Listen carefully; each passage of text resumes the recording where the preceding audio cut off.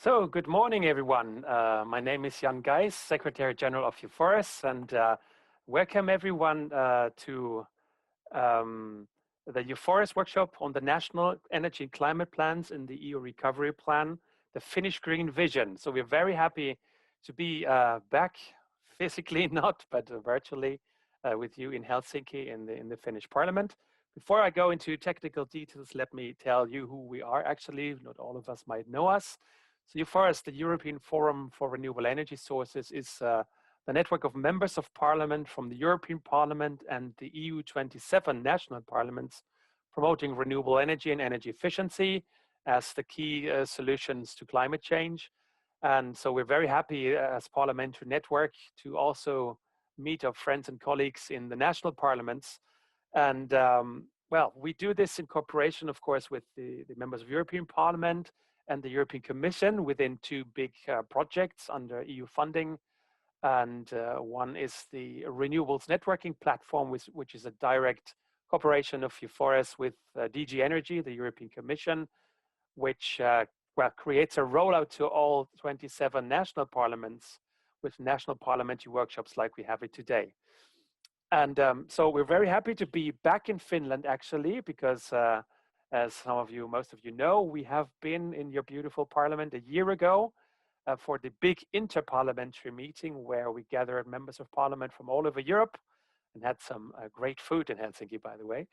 And before we go into the sessions and the agendas, I would first, of course, like to say thank you to Saara-Sofia Siren, the chair of the Energy Reform Group of the Finnish Parliament. So also thanks to the Finnish Parliament to host us. Usually physically, we are usually physically in the national parliaments, but also today to get everybody on board. So Saara-Sofia, I'm very happy that you are here with us today. And well, it's interesting times, as you know. I mean, we've all been struck a little bit by the Corona crisis. I mean, more and more things catch up again, but as you see, EUFORES, after the first shock, decided to do all the formats that we do, all the interparliamentary meetings, national workshops, meetings with European commissioners. We will do everything online in virtual conferences because we want to reduce the risk of, well, spreading the virus as much as we can. And therefore, traveling of many people all around of Europe is at the moment anyways not a good idea. So it works pretty well. We've been to several national parliaments with this workshop already, and it worked very, very well. So we're pretty happy that even on the virtual situations, such exchanges can work pretty well, and that debates are very intense and people are very disciplined. So it's a good thing to do. As we all know, it's the COVID crisis, but even bigger and more striking is the climate emergency crisis, which is even the much bigger picture. And as I always say, even during the COVID confinement, climate change did not stop one day. So it's ongoing out there, and we need to deliver, and we need to deliver much faster. And you know, there are big discussions in Brussels about the EU Green Deal, how to merge the EU Recovery Plan with the EU Green Deal, with climate law, how national action plans of the EU member states have an impact, how we could raise up the EU emission reduction targets, as you might have heard in the speech of Ursula von der Leyen last week. So there's big questions, lots of debates. We have to ramp up, we have to be quicker, we have to be even more decisive, and of course we have to do it in a way that it keeps jobs ongoing, that it integrates people, and that we have big structural changes in a positive way in our societies. So, and that's why we got back to Finland today with a Finnish workshop, and we're very happy today to learn from you about how you will do that in Finland. And actually, it's a two-way thing. It's not a workshop where Brussels preaches to you what you should do.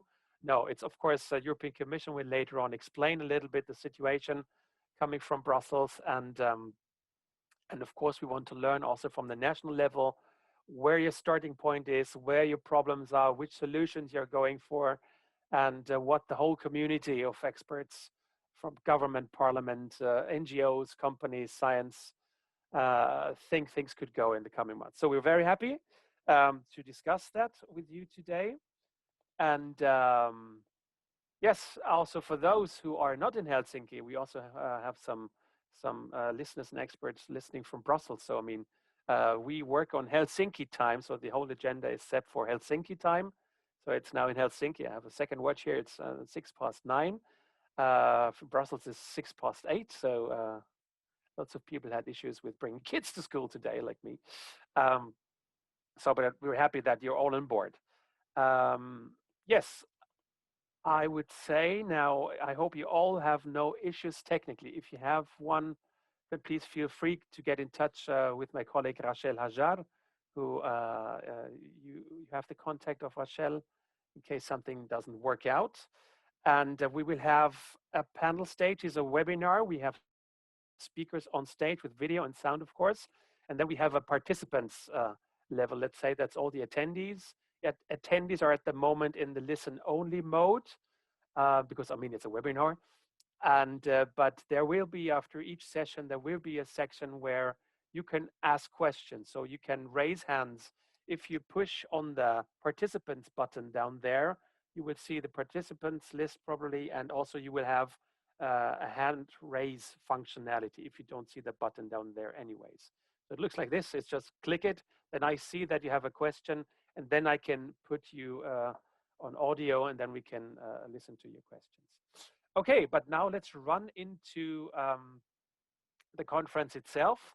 And I'm very, very happy now to start the first session, the high-level opening, session 1, renewable energies and energy efficiency as green elements of the Finnish recovery plan. And I'm again very, very happy to see a good old friend, Terry Lehtonen, State Secretary of the Ministry of Environment and Climate Change of Finland, who worked with us a lot in Brussels in former times. So Terry, it's really an honor to have you with us today, and I give you the floor now. And Terry will present to us the National Climate and Energy Strategy and the Finnish position on the COVID-19 recovery plan. So Terry, the screen is yours. Thank you, honorable members, dear Saara-Sofia and dear Jan. Thank you very much for the invitation. It's lovely to join you today, this morning, to discuss the interlinkages between our climate plans and the COVID-19 recovery. It's also lovely that we and you keep the European debate going and bring it also to us in Helsinki. As you know all very well, the COVID-19 pandemic has upended our societies. In the past 6 months, we have needed to lock down cities, countries, businesses. Our health systems have been under incredible pressure. We have lost a number of lives that we did not think possible during peacetime. At the same time, while the corona crisis is occupying our government agendas, the climate and biodiversity emergencies have not disappeared. The virus has also put our economies on life support. Governments have stepped in with fiscal measures to keep companies and workers afloat. And as you know well, to tackle climate change in particular and environmental pollution in general, we need investments for better technology, ways of production and transport, for example. With the economic crisis, there is a risk that those investments are delayed or cancelled. For example, we have reports from cities regarding postponing works for light rail or other green transport infrastructure given the financial difficulties. At the same time, although the lockdowns and travel restrictions have meant reductions in some transport emissions, the COVID crisis has also resulted in some setbacks, such as move back to individual transport. Financial institutions have, in general, also reported significant drop in demand for funding for investments, including also green investment. So the current situation warrants a more substantial public support to investments. And to not waste our resources or lock in unsustainable practices, it is vital that we ensure that the actions we take to support the economy in the near term help us leapfrog our economy towards climate neutral circular economy at the same time. A green recovery from the corona crisis is a unique opportunity, perhaps even the last opportunity we get to bring our economies within the planetary boundaries. Whether it's a question of €1 or 1 billion, it can only be used once, and we must make sure we use public resources wisely solving as many crises as we can. The good news is that green investments have also been recognized to be effective in stimulating economies to recover. Now, the Finnish government committed already in May to designing our economic recovery measures in line with the 2035 climate neutrality and circular economy goals. The Minister of Environment and Climate Change, Krista Mikkonen, appointed an advisory group for sustainable recovery to gather and recommend measures that will create significant economic stimulus and jobs and work for climate and nature at the same time. The advisory group is still working, but it has already come forward with some recommendations for measures, as well as a set of criteria for assessing individual measures. Now, the government has already implemented some 1.5 billion worth of measures this year, which fulfill the criteria of sustainable recovery measures, such as increasing subsidies for energy efficiency improvements, moving from oil heating in housing and municipal buildings, subsidies for wood construction, renewable energy subsidies, rail infrastructure connecting cities as well as within cities. We have increased funding for electric vehicle charging investments, for construction and repair of biking and walking infrastructure. And we have improved the infrastructure in our nature reserves. And we have also invested in more protected sites, in particular in forest. Now, last week, the government agreed its proposal for the state budget for next year. In the same context, the government also decided on the main outlines of our sustainable growth plan, which is our national plan for the EU Recovery and Resilience Facility, the RRF. The estimated 2.3 billion euros funding to be committed in 2021 to 2023 will be under 6 key areas: education. First key area, education, research and innovation. Second key area, green transition. Third, on international competitiveness. And fourth, on strengthening sustainable infrastructure and digitalization. Fifth, labor market, support for unemployed and developing working life. And the last key area of social and healthcare reform. The government decided that approximately half of the funding will be dedicated to the green transition objective, and other key areas also, like the education, research and development and infrastructure, also contain climate action. In addition, in developing the reform and investment plans under each key area, proposals will be evaluated under the horizontal criteria of long-term positive effects, growth potential, and economic and increasing social resilience, the criteria of supporting green transition and digitalization, and improving productivity. It goes without saying that all of the funding must respect the do no harm principle and be in line with Paris Agreement climate objective.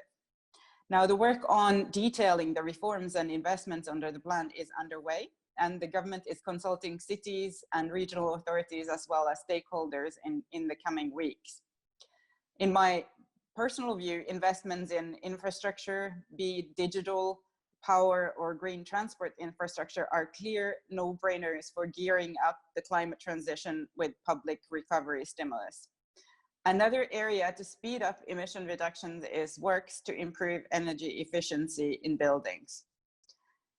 In Finland, we have just completed sectoral climate neutrality roadmaps for nearly all sectors of the economy. It has been a joint effort with the industry and the sectors concerned and the Ministry of Economic Affairs, followed closely by our ministerial climate and energy working group. The roadmaps of the energy intensive industrial sectors, which is also which represents a significant share of our economic output and employment, confirm the need and significant scope of electrification. This will also need to be factored in the context of our recovery plan.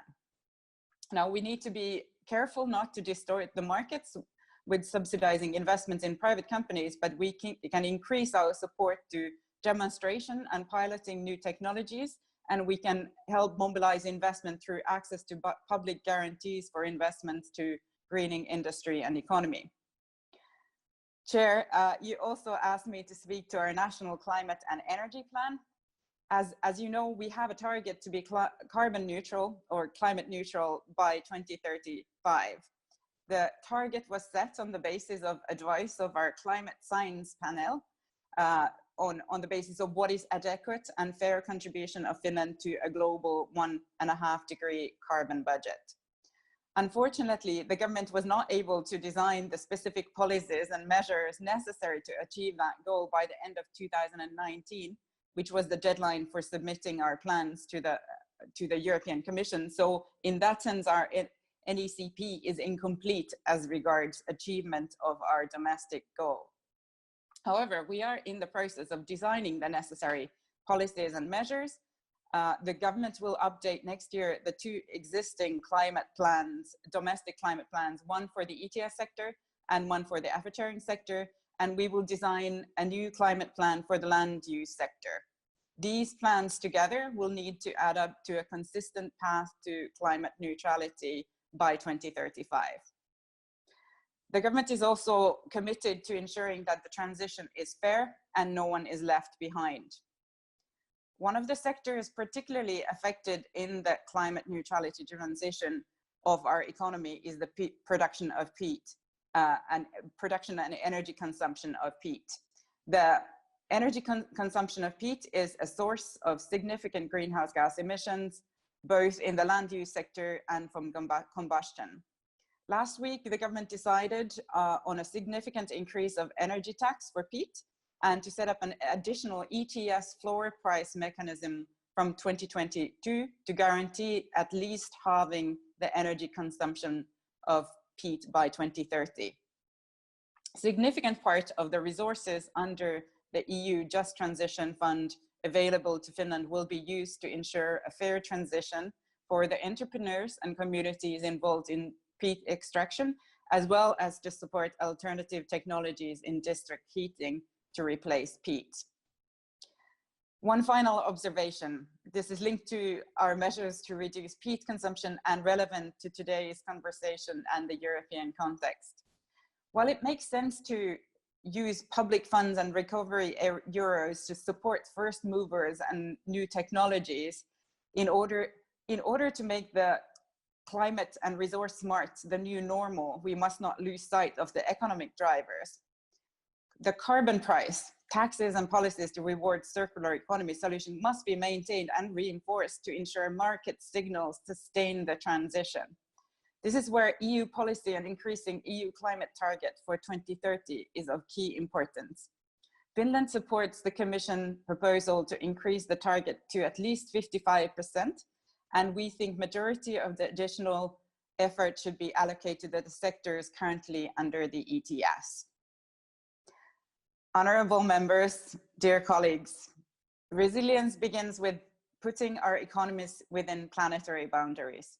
We need to decouple human well-being and economic growth from the use of natural resources, growing in greenhouse gas emissions and environmental degradation. We depend on nature and the health of our planet. We must urgently stop over-consuming and overspending its natural capital. In the current economic crisis, governments need to take a more active role in stimulating and spurring investment. If those resources are used to build back yesterday's economy, we lose our battle for safe climate and healthy planet. Let's build that back better, let's build back greener, and let's get to work. Thank you. So thanks a lot, Terry. Very inspiring. So there's lots for us to learn really and bring back to Brussels. And very happy to hear that you're so ambitious and forward-looking and bringing everybody on board.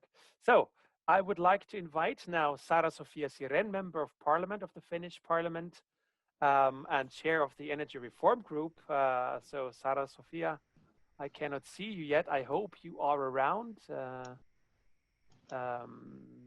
Yes, something's coming up. The video stream. We hear something. You can hear me, but you can probably see the picture of my assistant for some reason. Can you hit the video? Can you start the video at the bottom? Yes, it is on, Jan. Yeah. Yeah, now we see you. It works. Great. So, Saara-Sofia, great to see you. Great to have you back. We were with you last year in the Finnish Parliament, so we're happy that you host our event today. And Saara-Sofia will speak about, welcome, of course, but also how the key measures and policies for an ambitious green recovery plan can be put into place. So, Saara-Sofia, great to see you. Great to see you, Jan, and thank you so much. It's, like always, our pleasure to work together with you on these very important matters that we share. And on behalf of our Energy Reform Group, it's my pleasure to welcome you all in this webinar, which continues the work that we started together in Helsinki a year ago, like Jan mentioned before. When we held our interparliamentary conference event in Helsinki last year, I started by saying that it's clear that Europe and the EU needs to show some leadership when it comes to climate action. And now a year has passed, and it's even more clear that we are the ones that need to take leadership. Like Terhi mentioned, Finland already has done some important decisions, and the target for our climate policy is very clear. We have in Finland a binding legislative framework, and we have set very ambitious climate targets, and we want to be carbon neutral quite fast. This of course is work in progress to say the least, but this is what we are here for. Like mentioned, the COVID crisis hit us, every one of us, quite hard this year, and it has obviously had impacts in everything in our lives and in our politics. But like Terhi said, it's also a possibility for us to rebuild in a smarter, in a more sustainable way. And the crisis that we have currently regarding COVID and the economic situation has not meant that the climate change is not an issue anymore. Quite the opposite. Climate change is still our biggest challenge, even though we have other challenges at the moment, and the need for energy reform has a very big part in this rebuilding, and this need for smart energy reform has only been growing this year. Therefore, the Green Recovery Package should direct funding for this matter to support a greener, a smarter rebuilding to projects such as sustainable green energy reform. That's why new funding decisions should be targeted to solutions which reduce emissions. For example, in Finland, we have been talking about technologies that are something else than burning. We have great potential. We have new solutions and innovations, for example, in transport and heating, which are, of course, in Finland, some of the very core questions when it comes to energy policy. In any case, setting targets and saying these words is very easy, as we all know, but the hard part is in reaching these targets. And when it's something this huge of a challenge, like the climate change or the energy reform, and when we are talking about big packages, like the green recovery, we really need to work together. We need dialogue, we need cooperation, and this is why the Energy Reform Group in the Finnish Parliament was founded in the first place. And this is why we are holding this webinar today, to share some insight, to share some ideas on how in Finland our national energy and climate plans will be in the future. How do we take advantage of the EU recovery plan and the green rebuilding? We have a lot of possibilities. We have great challenges, but we will be able to make a better world, a more sustainable future when we work together. For best results, for reaching the targets that we have, we need to have a shared green vision in Finland. And this is what we are here for. And it's my great pleasure to welcome you, everyone, and to thank you, Jan and your staff at the EUFORES once again for great cooperation. So happy to working together with you. Indeed, Saara-Sofia, we're also very happy to be back with you and again to learn a lot from your examples. I mean, I think this should be also the race of the best ideas, how to implement it, because energy transition, fighting climate change in all the different sectors needs lots of innovation and great ideas. So, and for an update from Brussels, I would like to invite Ville Niinistö. Ville is a member of the European Parliament for Finland. He's also a member of the EUFORES Extended Board and one of the key driving members of European Parliament on all these issues. And Ville, you will give us an update on the hottest stuff that's going on in Brussels about the recovery plan and also the increased climate targets, also to learn where we are and where things go. So, Ville, the screen is yours. Thank you, Jan, and greetings to everybody. Good morning to Finland and to Brussels and elsewhere where you're watching this show. Obviously, a lot of things are happening on the climate front, and as a former Minister of the Environment and member of the Finnish Parliament, it's also a very positive feeling to watch the Finnish government and the Parliament in its work to increase the climate goals, because this is a big movement that is happening globally and in the EU at the moment. And I would like to start by addressing the importance of China's yesterday's commitment. China said yesterday that it will curb the amount of CO2 emissions by 2030, and then after that achieve carbon neutrality by 2060. And this is the first time China actually says that it has to get its emission level to zero, including the sinks.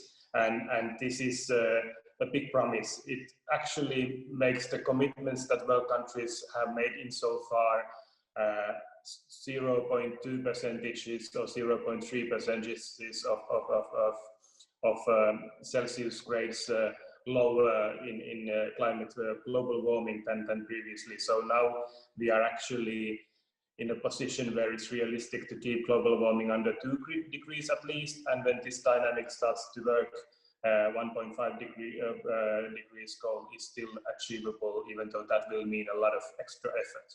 But I think the Chinese commitment, since it's the first time that they have said this, that their goal is to get zero net emissions, that this actually increases investment in climate technology hugely in China, but also as in the world, and creates a dynamic where productivity of renewable energy especially will be increasing even further than it has been in the last 10 years. Obviously solar and wind power and other forms of renewables have been increasing in their productivity by something like 3-folds, even 5-folds in the last 10 years. But these figures will most likely keep increasing with this announcement from China. And now, as the Greens coordinator in the Energy Committee in the European Parliament, and also a member of the Environment Committee that work with these goals in the European Parliament, it's obvious that in Europe we have to also look at this development, not just from the viewpoint of saving the climate and the world, which is obviously the key proponent of going for climate emission reductions, but also from the viewpoint of European industrial renovation, revolution, and making sure that we have technological leadership in these technologies.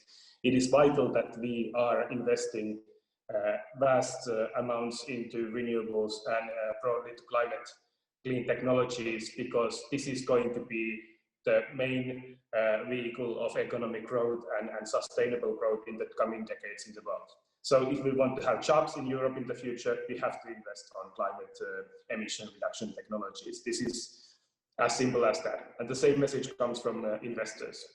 So what happens in the European Parliament and in the European Commission at the moment? Obviously, European goals are a bit more ambitious when it comes to long term, but in the short term, we still have a bit too low emission reduction targets. Europe has its 2050 carbon neutrality target. If we actually compare it with the Chinese target, it's less demanding, because China is going from max amount of emissions to zero emissions in 30 years. We are doing the same in 60 years. So we should look into trying to be ahead of the curve also in that. But what we are now discussing is what should be the 2030 targets for Europe and also for Finland in order to increase investment into climate solutions and reduce the emissions in the coming decades.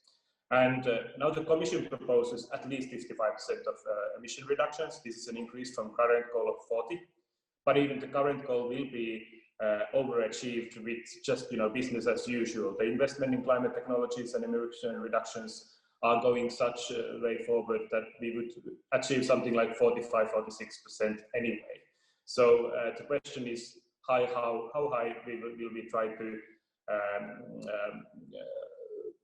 achieve in 2030, and the European Parliament and its Environment Committee actually made a decision last week that we want to have at least 60% emission reductions by 2030. And this includes also getting rid of fossil fuel subsidies by 2025. And obviously it includes also the aspect of trying to get up the renewable energy goals and energy efficiency goals to 2030 in order to make this happening in many fronts.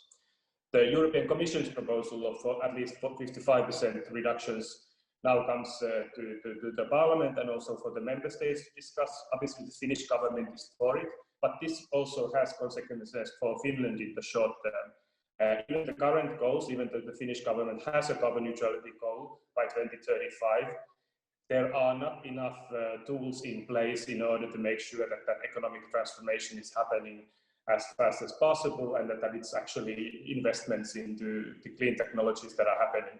And I'm happy to hear that the Finnish government has decided to use around 50% of the stimulus package from the recovery fund into climate technologies, because this is the moment where we have to invest the money into renewables and energy efficiency, because if we don't do it now, then the stimulus package will be wasted. We don't solve the incoming crisis at the same time as we are trying to address the economic crisis and corona crisis. So it's important that in all European countries, the recovery fund is mainly used for Green Deal solutions. And this is what we Greens try to also achieve in the European Parliament. The Member States, heads of state, decided that at least 30% of the MFF, the next 7 years budget of the EU, and the recovery fund together will be focused on Green Deal and climate spending. But our goal is to increase that figure in the recovery fund to 50%. These negotiations are underway in the Parliament, and even the Commission has counted that kind of like just dividing the 30% target in the recovery fund and existing MFF programs would mean 37% in the recovery fund, because investments are easier to green than existing subsidies in structural funds or cohesion or agricultural policy. So it's important that climate spending goes into all of these fields, but especially when it comes to new investments, investment in research, infrastructure, that there is very much a climate focus. And from the European Parliament side, we are looking at all our coming directives, all our coming European investment programs, whether it is the Common European Energy Facility, CEF, or where we have transnational energy projects that are funded, whether it's the Just Transition Fund or other programs, we are looking at that they are in line with our climate commitments and the increased targets that we will get, whether it's 55 or 60%. And obviously, we have to do the same in the side of agriculture, how we use forests, that carbon sinks will have an increasing role in getting the carbon neutrality target in place. So there's a lot of things happening, and everything has to be in line with our climate goals in order to be as effective and as productive in this transformation as possible. But my last message I would like to say also as the energy responsible in the Greens group in the European Parliament is that the more I've spoken with the energy sector in the whole of Europe, this transformation is already happening. We can see that energy can become zero emissions sector by 2040 at latest. We have a lot of solutions also in Finland in place where district heating, energy storage can play a role in getting rid of burning stuff, burning fuel, and more towards going into using, for example, wind power as a source of storing heat in underground caverns in order to when the electricity is cheap and we have a lot of wind power coming, we can store it as heat and then use it when the prices are higher. So this kind of like combining renewable-based energy system with new storage solutions and also taking district heating into this. This is something that Finland has a lot to give to the whole of Europe. Our companies have a lot to give, and there's a lot of interesting technological stuff happening there. My last point is also that getting rid of fossil fuels as total and including natural gas, we have to turn towards sustainable green gases and especially green hydrogen. But what is used to produce green hydrogen? Well, it's obviously renewables-based electricity that we need in the electrolysis process. So that means that getting rid of, for example, CO2 emissions in steel industry and replacing it with hydrogen means even more renewables. So that means that we have to have programs in place to get these investments happening in the coming decade. And that means that the European Emission Trading Scheme, ETS, will be strengthened very solidly in the coming years as part of the increased climate targets, also to make sure that there is a price for emissions and that these investments are viable in the short term. We should not do any stranded asset investments into gas anymore, because 10 years from now, it will not be sustainable. And in the Finnish context, money like Just Transition Fund should also be used to replace peat as a high-emitting CO2 energy source by sustainable forms of energy that Finland has potential plenty of. So this is an exciting time to be working in this sector. We have a lot of economic opportunities while saving the climate. Thank you.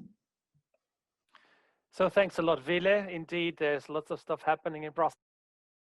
It's a bit much in the same time, but it's crucial times. As Ville, you remember how many times we discussed that the next 5 to 10 years are the crucial ones. We have 10 years maximum climate budget left to spend. So we have to ramp up. And this European Parliament, these coming or remaining 4 years are super crucial to really bring us onto the right speed, actually. And I'm really happy that we have great members of the European Parliament here. Okay, thanks, Ville. I would now like to invite all panelists and all attendees, in case you have questions to Terhi, Saara-Sofia, or Ville, you can raise your hand. There is a button either down there or in the participants list. Just push the button and then I can see that you have a question. So also the attendees who are in listen-only mode right now, you can do that as well. And then I can bring you on audio, of course, so that we can hear you. So wait a few seconds if there are questions at the moment. Always takes time to find that button first. So ideally should be at the bottom of your screen in this menu list. It looks like a hand. Ah, okay, there's someone coming up. Terhi has a question. So Terhi, please come on.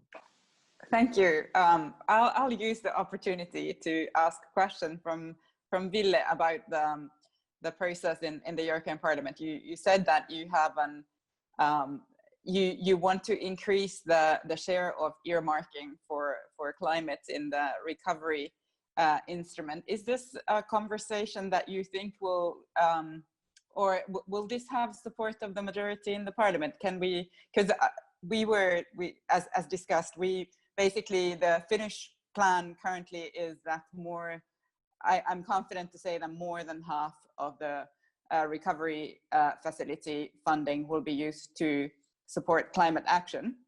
And on top of that, some other greening measures to support biodiversity. But of course, it would be good to ensure that for all of European Union. And I understand that the 37% that the Commission has had estimated is in the process of being put to the member states in the amendments to the regulation. And Finland has, in that context, supported a higher target. But I'm not confident that this will emerge from the Council conversation. But do you think that there is a chance that the European Parliament will push for a higher earmarking in that instrument? Really, go ahead if you like. Yeah, what I can say is that I'm certain, and also what I hear from the Council side, the ministers, obviously Terhi knows that as well, that it's clear that at least this 37% will apply to each member state individually. So that means that all member states have to put that much money into climate spending. And what the Parliament is now negotiating is that it's probable that we will have a higher target from the Parliament side. I don't know whether we can agree on 50, but at least you know that it has to be something about 37%. It's quite likely from the Parliament side. And then we have specific focus also mentioning renewables and energy efficiency, specific areas that there is actually a focus on this. And one thing we will want to ramp up is also the Commission's possibility to scrutinize these national schemes and make sure that they are as a whole in line with the Paris commitment targets and carbon neutrality goal by 2050. So obviously if there is this, that you can't do any funding that's against other environmental principles, the do no harm principle is going to be there. That means that the total spending, even though the percentage may stay around 37 till 50, there will be a scrutiny for climate credentials also in the rest of the use of the money. So I think it will ramp up the effectiveness of the use of this money to compromise. Okay, thanks, Ville. Terhi, more questions about this, or was good? If not, I look at all the others, attendees and panelists. If you have a question, again, please raise your hand. If not, then I would wait a few seconds. Then I would go into the next panel, actually. So this was the high-level opening. It was about renewables and energy efficiency. Now we move into the renewable side of the two sides of the coin, as I always say. And I'm very happy to open the session number 2 about towards a renewable energy system and energy markets. And we would like to discuss a little bit innovative ideas, where industry is, where technologies are, how you implement it. And we have several speakers here on the list. And I'm very happy to welcome Harri Laurika again. You are the Managing Director of Bioenergia, the Finnish Bioenergy Association. So Harri, it's great to see you again. And you will speak about the Finnish Green Energy, Finnish Green Recovery Plan, the broad opportunities for bioenergy. So Finland is one of the big bioenergy countries in Europe. So very interesting to hear what are you planning. Hey Harri, the floor, the screen is yours. Welcome, good to see you. Thank you and good morning everyone. So I will share my screen now. Find the one. Okay. So, dear members of parliaments, dear participants, I think I will start my presentation with, sorry, now I have some problems to move my slides.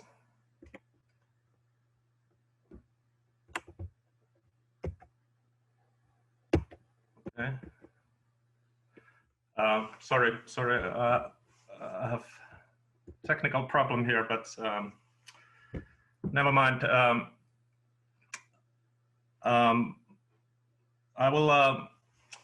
I wanted to start by discussing a bit the role of bioenergy in the energy system in the Nordic countries. that we see in the association. We think that in the short term, now with the biodiversity crisis, with the climate change crisis. Harry, short question. Sorry. Should we project your presentation if it doesn't Oh, well, move? if you can, yes, please. Okay, then I'll stop yours and okay. My colleague Rachel, you have it. Probably you start. I stop yours and Rachel will start it. It would be a pity. You put so much work into that. The sun is coming up in Brussels. Okay.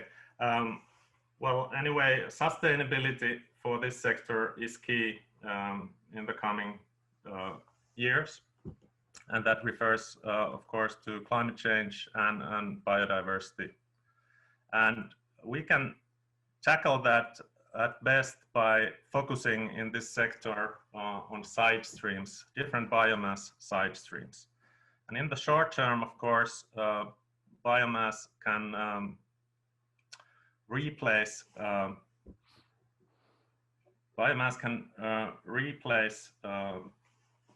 imported fossil fuels in a country like Finland. It works now. Yeah, okay, works. Yes. Just say next screen if you. Yes, please. Now it's okay. So, so it can replace fossil fuels, in particular in heat generation and transport. In power generation, we have new opportunities, which we'll hear of more in the next presentations. Well, in the midterm, bioenergy can be combined with carbon dioxide capture and use, and this will enable a zero-emission energy system, in particular in industrial applications, and can also then replace fossil materials in many industries. And then in the long term, bioenergy can be combined with carbon dioxide capture and storage, CCS, and this enables negative emissions, that is removal of CO2 from the atmosphere. And this is indeed something that we will need in the future, very likely, because if we want to achieve the 1.5 degrees target, it seems almost inevitable that we need carbon dioxide removal. And as you know, Norway is building an infrastructure for CCS, and cities like Stockholm are already considering investments in this area. So that is something that we should look at in Finland as well. Next, please. The next slide, please. So our, the last one,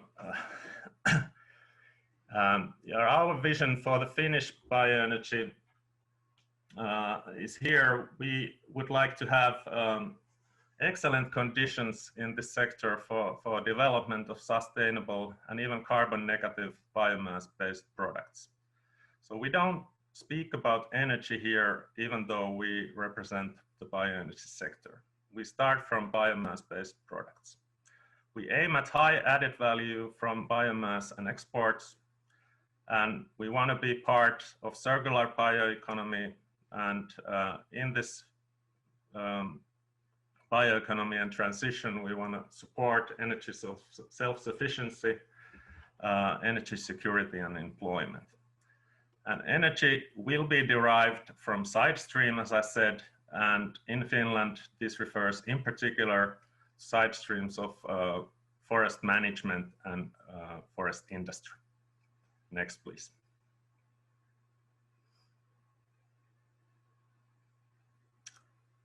Next slide, please. So what will be the future be like? So the last slide, please. The previous slide, please. The previous, okay. The future of Finnish bioenergy, we can look at by considering the current investments. So for example, in Haapavesi in Ostrobothnia in northern Finland, we have an investment project ongoing to a biorefinery that will produce biogas, bioethanol, and also power into the network at the same time. And this will happen flexibly based on the market conditions. So integrated production in biorefineries is certainly something for the future. This plant has just received an environmental permit, and the investment decision will be probably made next year. The transport sector will require a lot of advanced biofuels. So we need bioethanol, renewable diesel, and biogas. And biogas sector is also growing very strongly. And in particular, there are strong growth expectations in large agriculture-based plants which use manure and plant biomass. Can I then receive the slide with green recovery and heat generation, please? And next one, please. So when we talk about green recovery and look at the heat and power generation, the previous slide, please.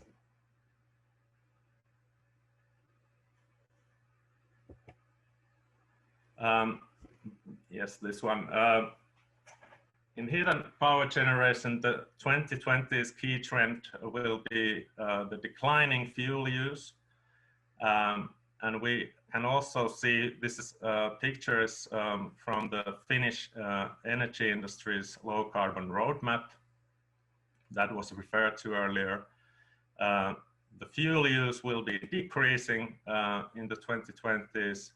Use of coal and peat are rapidly decreasing, and renewable energy is increasing. And we need here a controlled transition, which means that we need to pay attention to energy security. And we also need to pay attention to different uses of wood. So we don't want to use, for example, pulpwood in significant amounts to energy production. So we need to direct the demand for wood fuels to best sources and avoid the use of industrial wood for energy. And how do we do this? We have, for example, young thinning stands in Finland with inadequate forest management of around 800,000 hectares in 2019. And what we can do is that we can direct recovery funds, mobilize recovery funds to produce biomass, both for industry and energy sector, from these young stands with provisionally better conditions. And we can integrate biodiversity considerations also in a new way for such an effort. This would bring quick impacts, immediate employment in rural areas, and eventually also better forests in coming decades.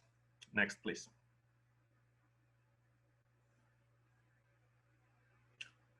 Next slide, yes. And in the transport sector, we have a strong need to speed up decarbonization. And we really need an all hands on deck mentality.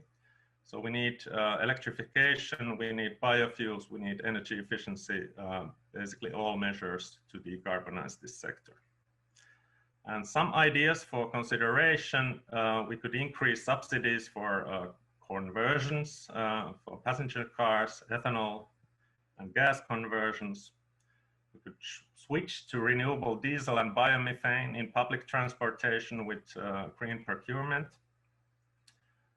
We could provide aid and or loan guarantees to heavy trucks and delivery trucks using bioethanol or biomethane.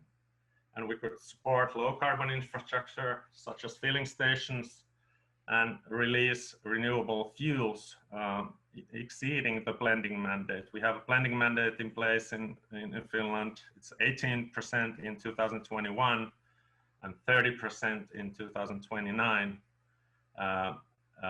And if you exceed this mandate, we could release the fuels from excise tax. So here are some ideas from our sector. Thank you. So thanks a lot, Harri. I would directly go now over to Heidi Palati. She's Director of Operations of the Finnish Wind Power Association. And Heidi, you will present to us the Finnish Green Recovery Plan, the role and opportunities for the wind energy sector. So Heidi is coming up.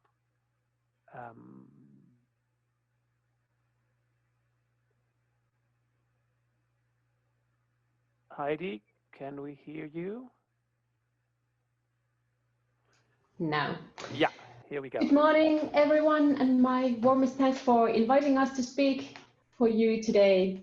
My pleasure and my team's pleasure to speak here. So a few words about wind power situation in Finland at the moment, and then some ideas about the recovery funds.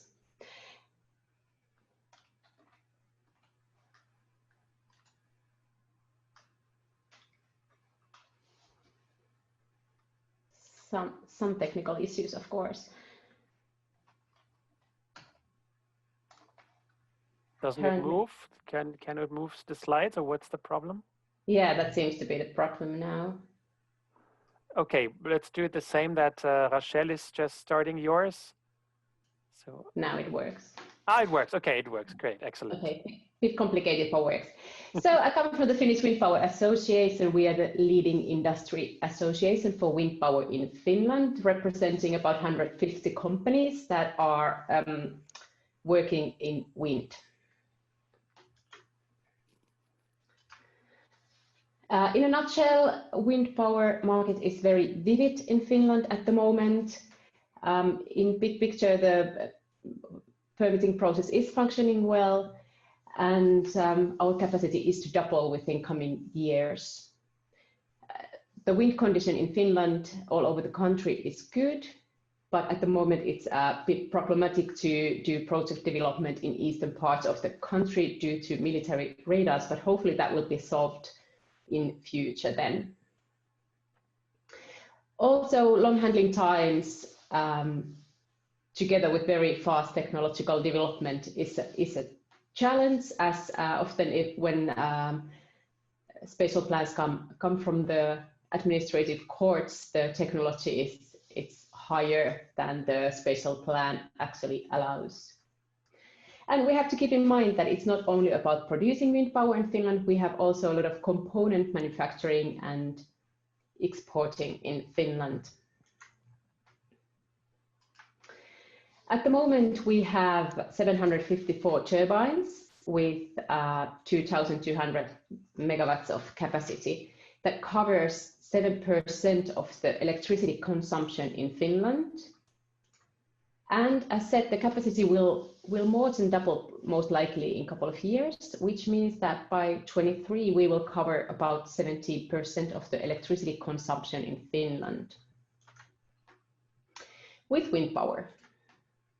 And this is how the production curve looks like, so ramping up very fast now.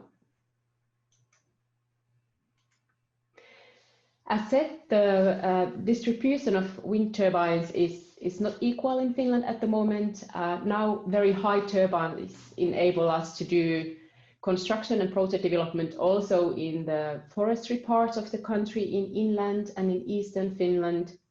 But the military radars are somewhat a challenge at the moment, and you can see that in the low figures of say, Karelia. Our vision for 2030 is 30-30-30, so that assuming that electricity consumption will rise a bit, by that we would have 30 terawatt hours of annual production with wind power by 2030. And we actually got recently a paper or study made at GASUM estimating how doable 30 terawatt hours of annual wind power production is from perspective of grid. And according to the study, it really seems that assuming Olkiluoto 3 will come online and some demand response will take place and electrification to some extent will take place, some small energy storage solutions, but not necessarily some very big scale energy storage solutions. So with these terms, it seems that 30 terawatt hours is doable to feed into our current grid or grid that we are estimated to have 2030. If we go much beyond 30 terawatt hours of annual production by 2030, then we also need big scale storage or demand response solutions to support that. So Finnish wind sector truly has potential to grow. We have good onshore sites available in big amounts, and also we have a long coastline, so offshore will be there to support onshore wind power in future as well. As such, onshore wind power doesn't need recovery funds as it's pretty much business as usual. Now offshore being a different case, obviously still at this moment, but some support is appreciated. So in permitting, the regional authorities have already been granted some extra funds to ease the permitting and to better resource that.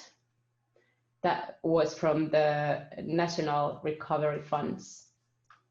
Oh no, we are going the wrong way. This is not very convenient now. And also a work is being done to solve, or at least to study, the coexistence with military radars. That was from the that was written in the governmental program, and some results are expected rather soon about that, which is very good. What is happening here? Sorry about this inconvenience. Also, as said, the long handling times of administrative courts are a challenge at the moment, and hopefully some resources also for that.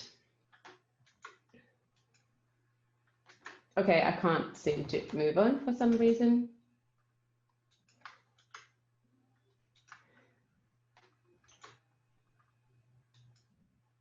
Okay, so I'll just tell you then in that case that also any kind of solutions for demand response and energy storage solutions are something that strongly support wind power development. So we have potential to be a solution to carbon neutrality targets.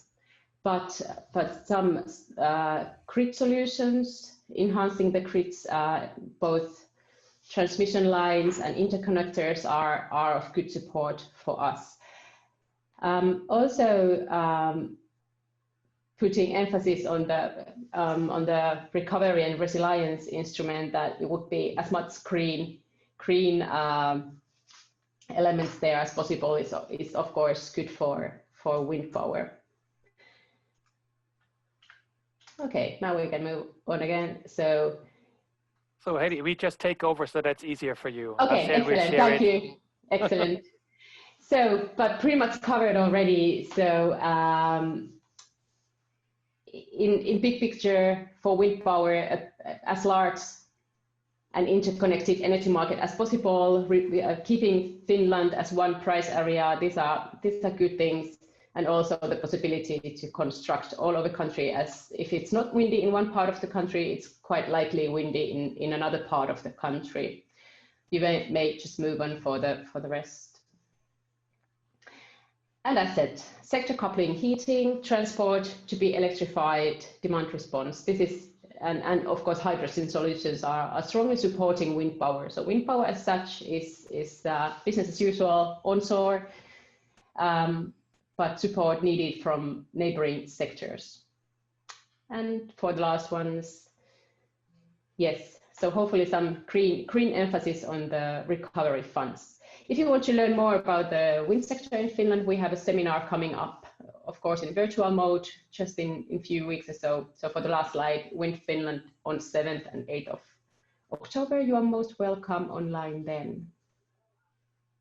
But that was my thoughts for this morning, and happy to share more if we have time for discussion.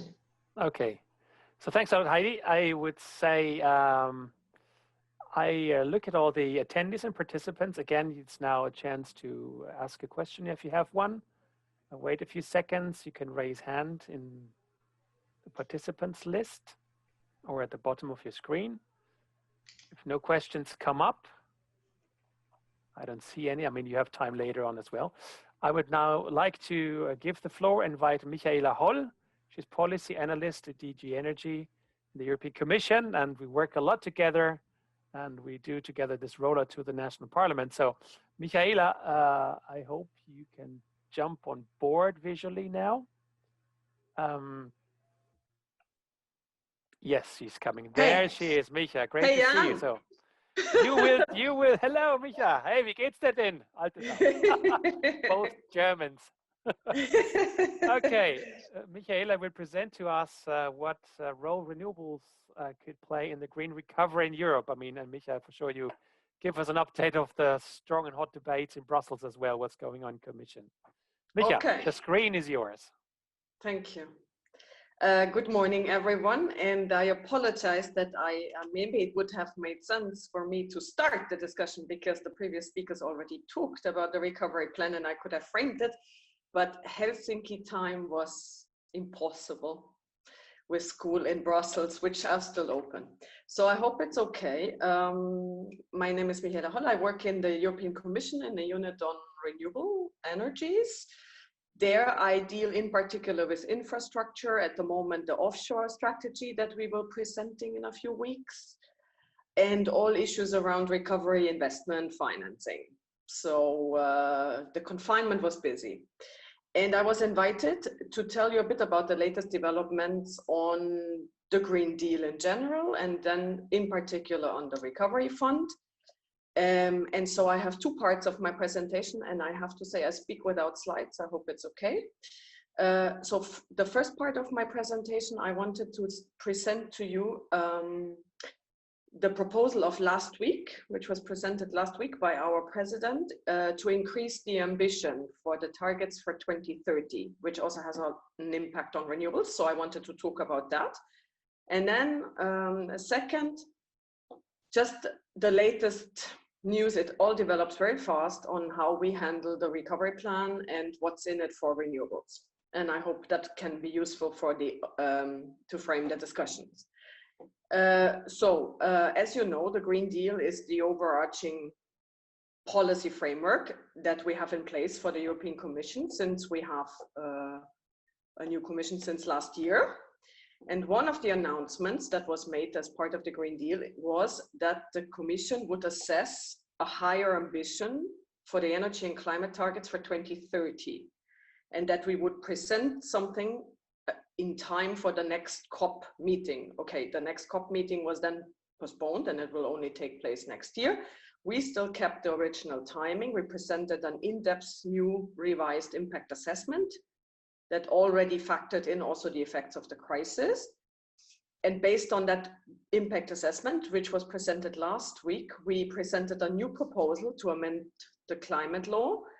And so that would mean that instead of going to 40% reduction for climate, for GHG emissions by 2030, so in 10 years time, we go up for Europe to 55% reduction.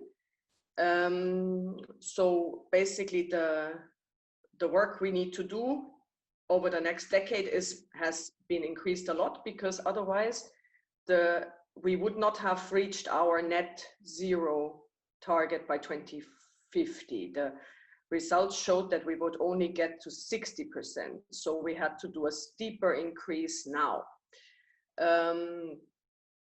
And this impact assessment showed that 55% is completely doable.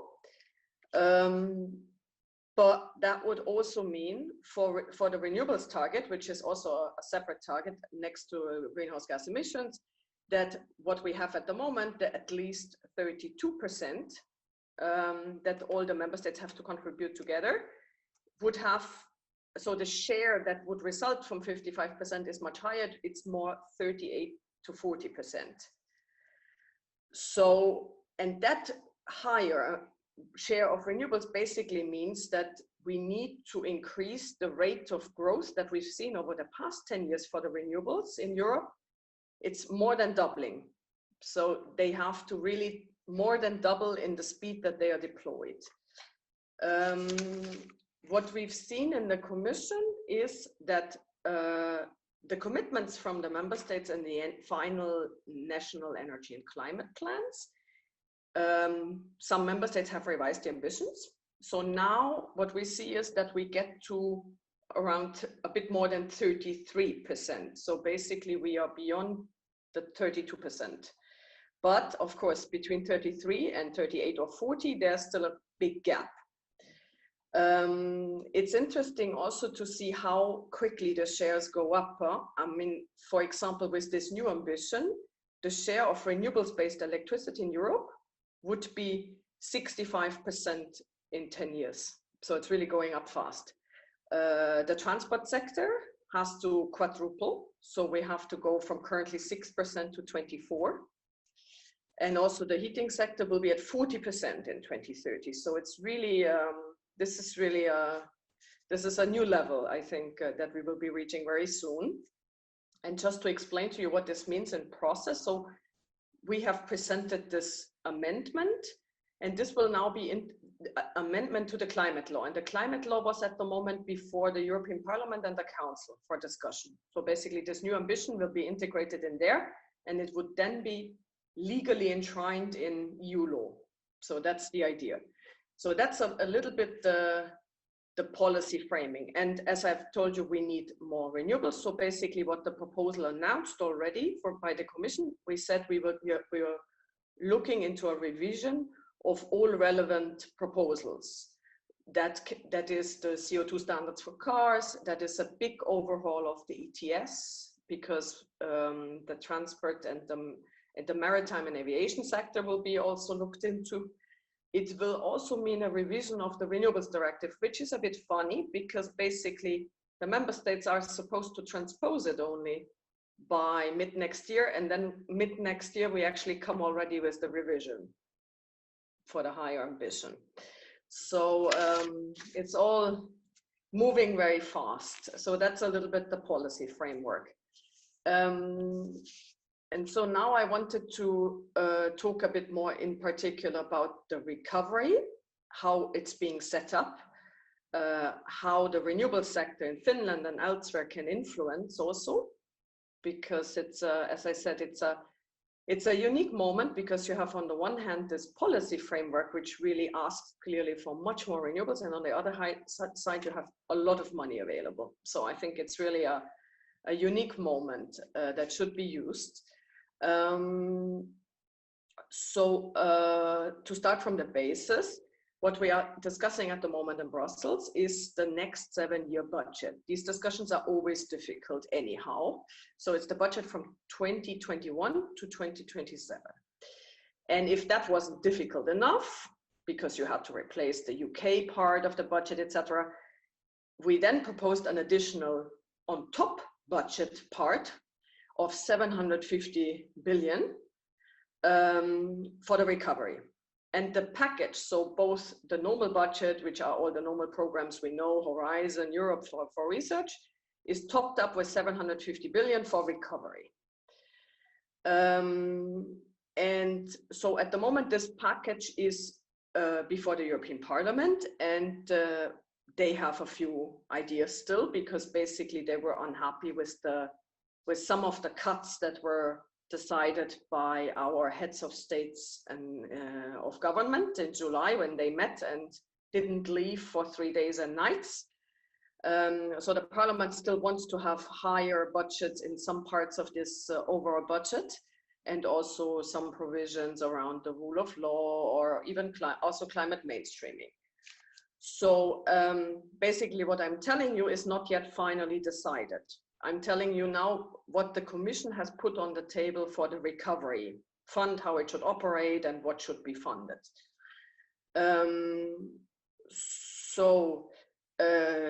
In this recovery fund, which is the biggest part of the new money, there is a few other things like a top up for cohesion, but the big pot of money is this recovery and resilience facility where you have 670 billion. And with a formula for every member state, you have a precise allocation. So if that's decided, then there's a table in the annex that says for each country how much they get. And this money will then be used for reforms and investments. So that's the logic. There's a little bit less than half of it is grants and a bit more than half is loans. And the money is used for reforms and investments in the areas of increasing resilience, just launching the recovery, so relaunching economic growth, also cohesion. And then the fourth topic that is referred to is that the investment and the reforms should facilitate the green and digital transformation. A link is made with what we know as the European semester exercise, where basically once per year the Commission issues recommendations what the member states should reform. That has already been expanded to green reforms in the last round. And so these recommendations will also be the basis for how the Commission will assess them. So what's now going to go on is that the member states have to draft recovery plans where they explain first in an executive summary which areas they want to target, and they have to address all areas. So you cannot not talk about the green transition in this area. The member states, some of them have already submitted draft plans. Each member state has to submit their plan by April next year at the latest. So this is at the moment to influence these plans that are being shaped. And the money to be spent, so that's very important. The emphasis is really on money being spent very, very fast. So I think 60% of all the available money is supposed to be spent already or committed by 2023, and the whole recovery facility should be committed by end of 2026. So it's money for now. And last week, the Commission published a document where it explains, so it's a guidance document, non-legislative, where we explain what we want to see in these plans, how they should be argued. So the part on reforms and how it ties in with investments, and that there's always an obligation to have milestones and targets. And the money is then paid against those milestones. So if you say we want to train 100,000 people for energy efficiency renovation, and then you will have targets on the way, and the money will be dispersed as you reach these targets. So that's the way it's supposed to work. And what else does this guidance say? So basically, in the original regulation that we put on the table, there was no what we call earmarking, so that you had to spend a certain amount of money on the green transformation. Now with the guidance, the indication for each member state is that they should, it's still subject to final agreement, but the proposal from the Commission was each member state should give 37% of the entire budget that they have for recovery to what we call climate mainstreaming, so anything climate relevant for mitigation and adaptation, including renewables or energy efficiency. What's important from the point of renewables is that the guidance explicitly says that you can, so an eligible investment is also if you use the money, the grant part, to expand an existing renewables tender. So you can use this money also to set up a support scheme for renewables, or a CFD for renewables-based hydrogen. CFD is contract for difference. This is explicitly allowed. So it's not only investment immediate, this can also be an investment. And it is also explicitly allowed for a member state to use the grants that they have available from the recovery plan via the renewables financing mechanism. Not everyone will know what that is. That is a mechanism that was set up during the negotiations on the clean energy package. And basically it allows EU-wide tendering. So a member state could use this mechanism instead of building renewables at home, because there's not much space, like say Luxembourg. Then you go via this mechanism and the Commission organizes an EU-wide tendering. And then you get the statistics in a certain share. So, you know, the country that receives and the country that contributes, they decide on how they share. And then each of them gets a share of the renewables. That's how it's supposed to work. And I think it's good news for renewables that we obtained in that document that you can use this grant money, which is basically originally kind of EU money, to do that. I think it's very important. And then this guidance document, I think I can maybe send the link because it's really interesting. Also, it explains a little bit in detail what is a green what could you do it as green reform. And then we have a lot of examples also for the case of renewables. It starts with more general things like you can do a carbon tax reform, and then it goes also into detail on what you can do for renewables. You can improve the rules for grid connection for self-consumption, because we've seen that's a problem in many member states. You can lift any capacity limits on self-generated energy. You can provide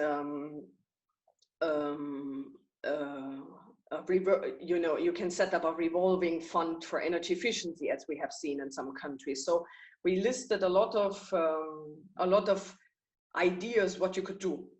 And the interesting thing also for the uptake of renewables is that you combine it.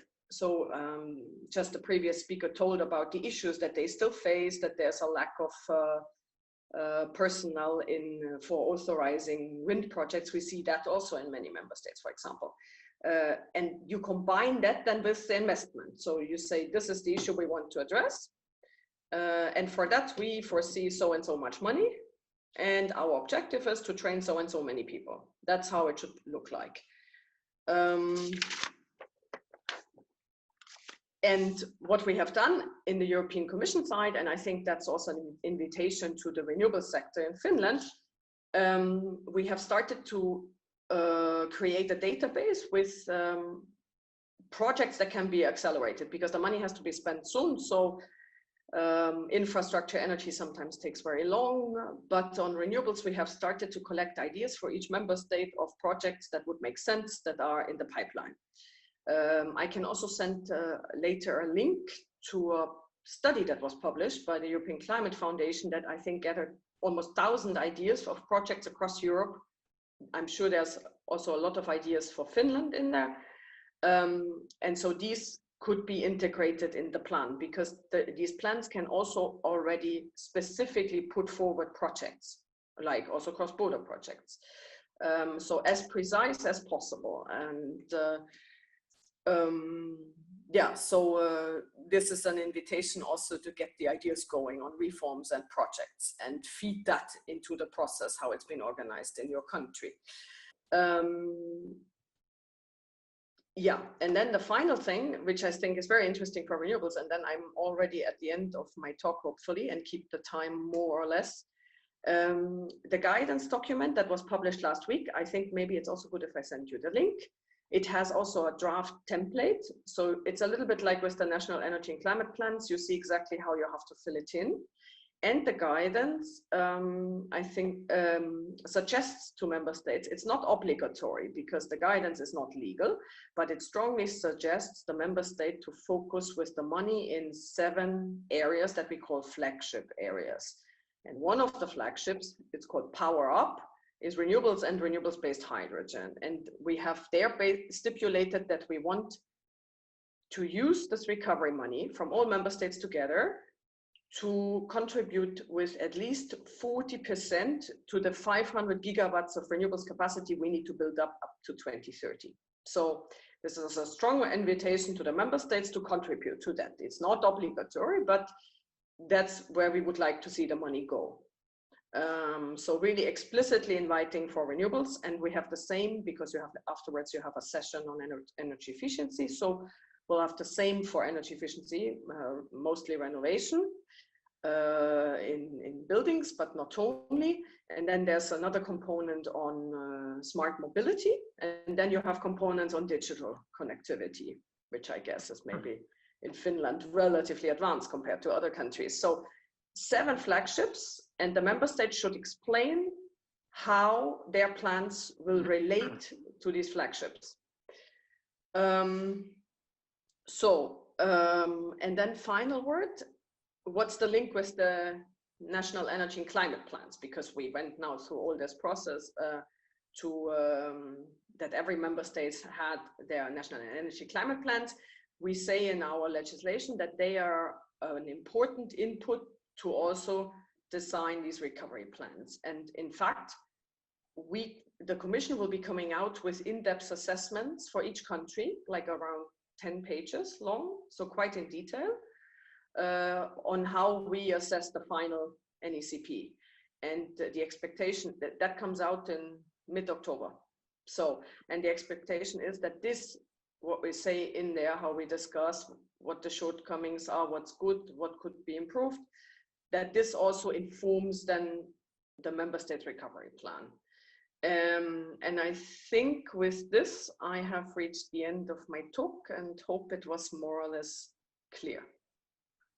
Thanks. Fantastic, Micha. Fantastic, very good. Lots of stuff's happening, so please feel free to send the links directly to me, and we will forward them to all the members of Parliament of the whole reform group, and also to all the other participants and the national community. I would say, since Micha is here now, if there are already now some burning questions to her before we go to Tapio, please, again, raise your hands or probably should wave hands on the screen for the panelists. Again, there are 3 dots, as I learned now, at the bottom, and there it says raise hand. So if you have a direct question already now, burning one to Michaela, you can do that now. Waiting for a few seconds. If not, then Micha, everything seems to be clear. That I would like to invite Tapio Tuomi. He's Executive Director of Finnish Clean Energy Association, and he will tell us how to speed up the green recovery and reach 100% renewable energy of Finland. And probably also, Micha, that's something really that you would like to hear now, how to really speed up the process, because it's a steep curve that we have to run up, steep hill. Absolutely, I'm curious to hear. Yes, tons of solutions. So, Tapio, come in, please. So, hello, everyone, and greetings from Finland, rural part of Finland, where I live. And first of all, I would like to thank you for the opportunity. And at the very beginning, and also would like to thank Michaela, because her presentation and some of the things that are coming next year, quite closely to this moment, it was very nice to hear. But first of all, I would say that what is Finnish Clean Energy Association doing? We're promoting distributed renewable energy generation, and also making or enabling companies to provide services which contain or are around renewable energy and also energy and efficiency. And in my presentation, I will start it by just referring to this goal that we have, which is very nice, and in some degree is quite. It seems also quite ambitious, and I'll start by referring to where are we now. One thing is that what has happened to our energy mix is that, as you can see on the top, the green color is renewable energy, and on the bottom you have fossil fuels and peat. And at the end of last year, they were almost equal, and as you can see the trend, I think that we are on the right path.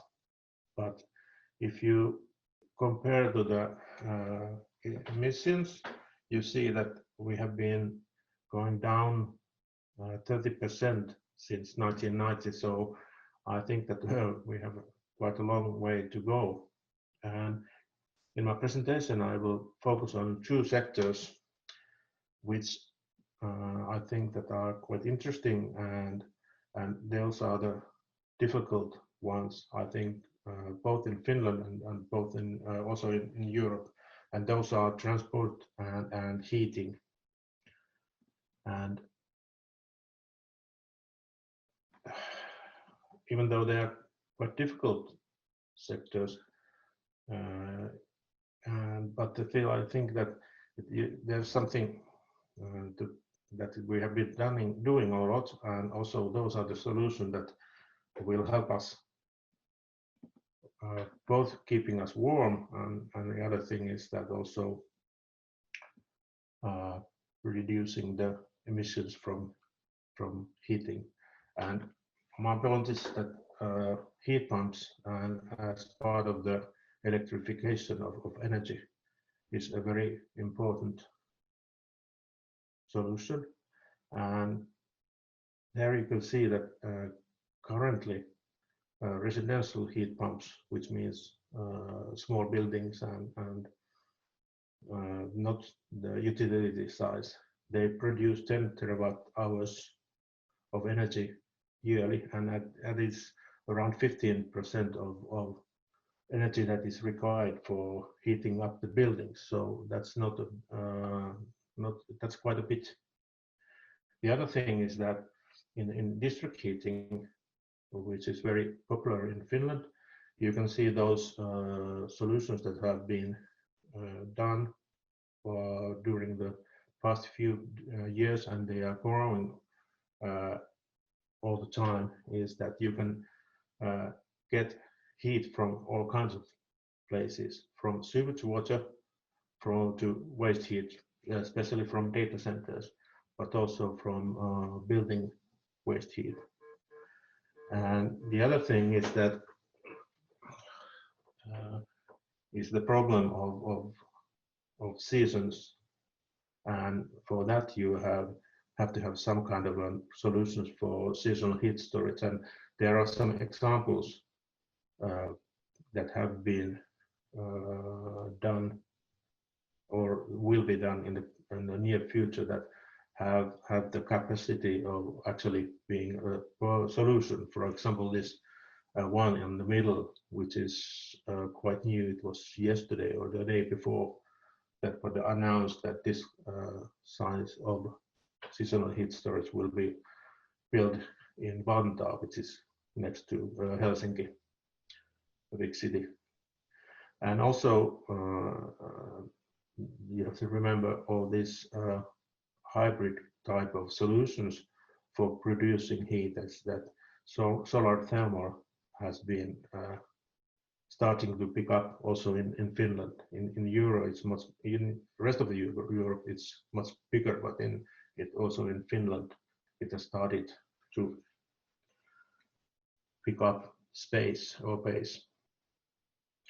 The other sector I want to concentrate on is transport, and here are the two maps on the right, and those so the amount of public or private also charging stations on the right, and in the middle you have a picture of how biogas or gas filling station network currently covers Finland.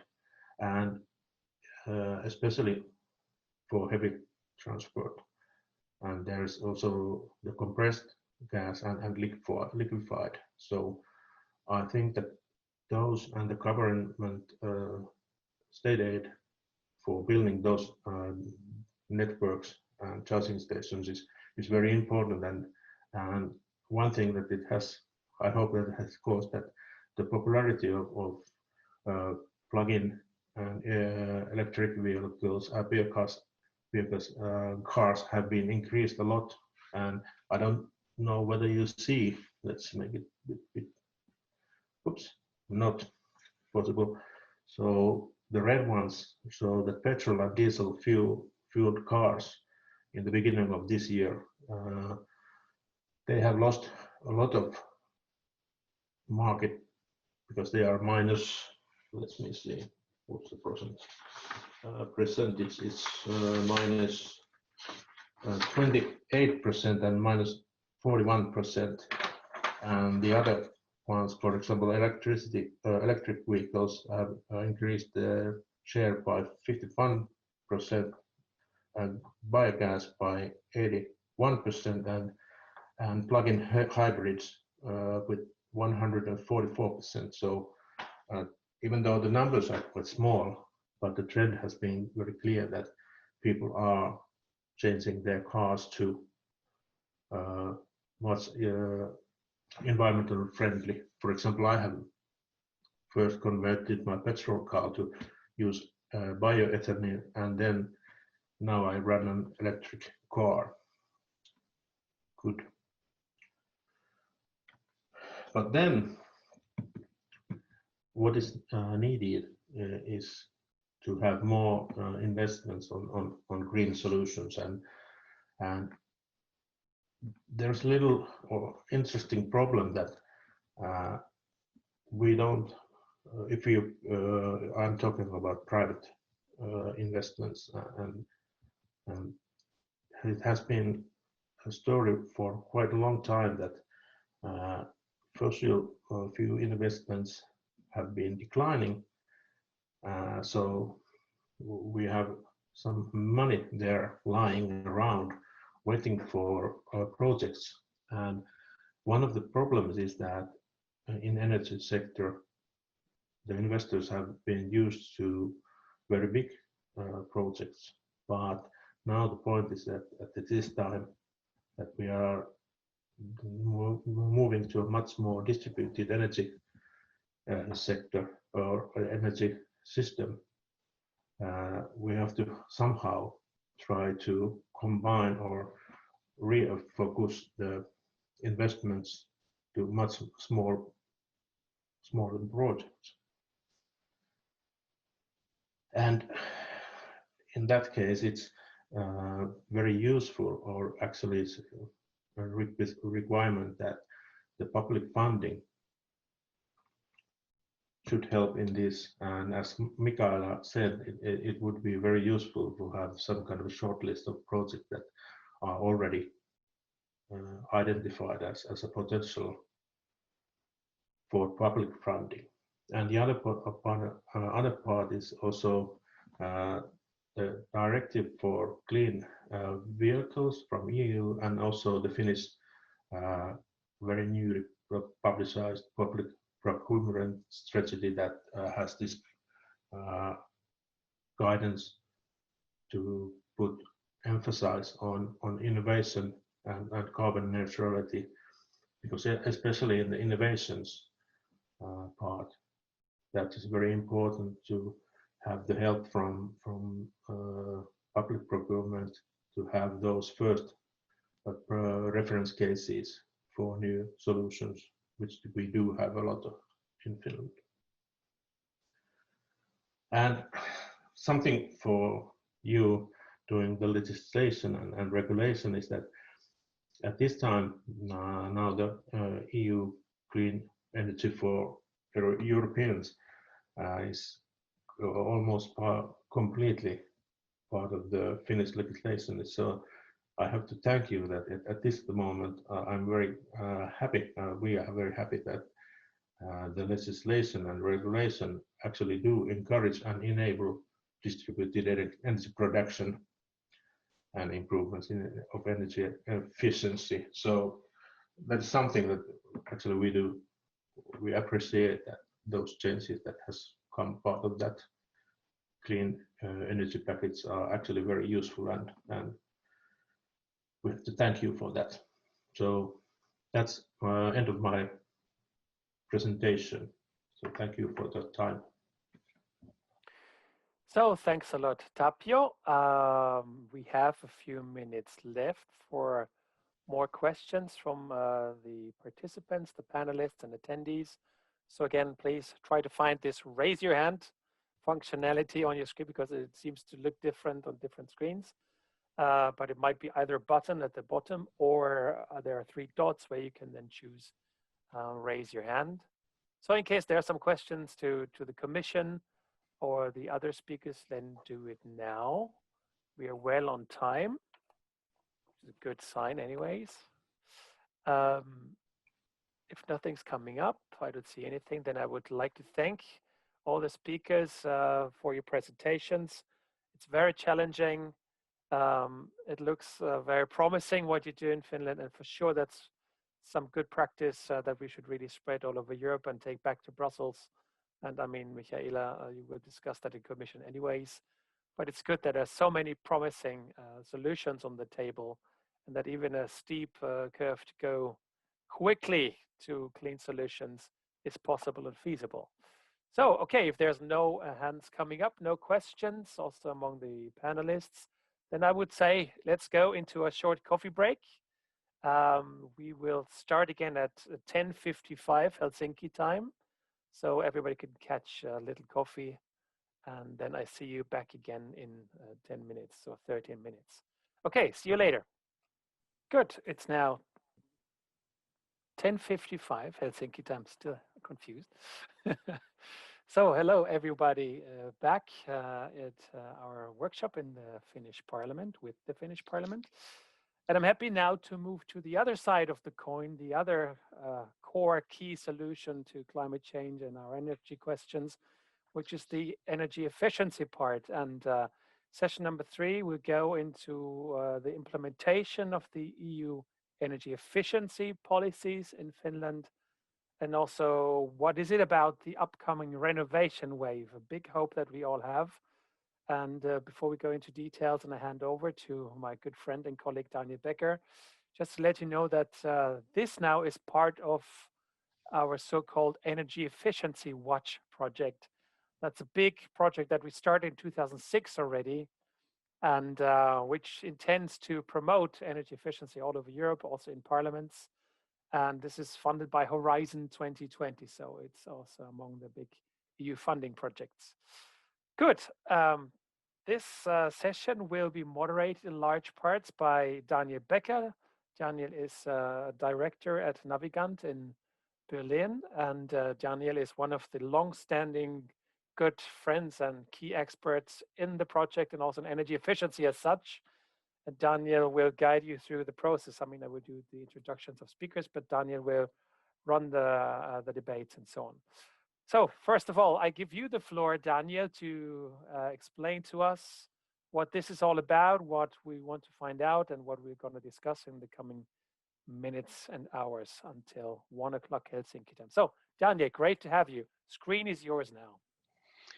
Perfect. Thanks a lot, Jan, for the warm introduction. And yeah, I would like to give you a brief introduction into the Energy Efficiency Watch project and the according agenda for today.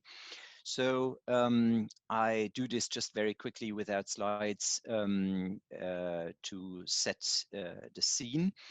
What we've called the format is the importance of the right message. So what is an effective narrative to make energy efficiency popular? Why are we doing this? Since 2006, we have been examining energy efficiency policies across all EU member states. And in 2007, the assumption was that the biggest challenge would be to develop policies that could work given the complexity of energy efficiency. Many approaches by that year were still rather theoretical. So the question is, can that work to cover the complex matters? What we can say today actually is that this has performed much better than initially assumed, that we now have an impressive toolbox of energy efficiency policy instruments, and many of them are really good practice. And it has also shown that the decentral approach chosen by the European Commission, that member states may suggest their own measures, has proven to be a strength. So it has increased the variety and is an enabler for mutual learning. So the message here is clearly, yes, we can. However, there's always an however in the equation. A weak part is often, as you know, implementation. So an instrument that you design is as good as you make it, sort of. But if the political will for implementation is missing, the best instrument will fail. And what we came across during the previous watches is that actually in some country contexts, instruments work well because there is broad acceptance across influential stakeholder groups, if not the whole population, but there's a clear consensus, broad societal consensus. This is what we want. So there is a positive narrative that helps the implementation. Once that is given, your policy is maybe not completely safe, but can be considered a good bet. So the question, and it was said many times this morning, times are changing rapidly. This is on the one hand good, on the other hand, it provides a lot of additional challenges.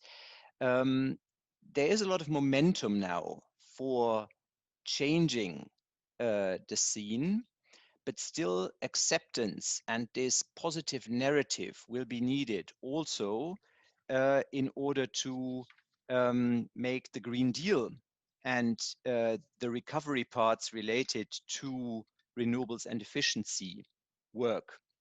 So also here, positive narratives in the sense like, how can we convince influential stakeholder groups, the population will be needed in order to make them believe in the change, that they don't just see the warm rain of money all of a sudden coming down, but actually say, why is this good in the context I'm in? So this relates to questions like the just transition, if old industries are to gradually be phased out and replaced by something new, who will benefit?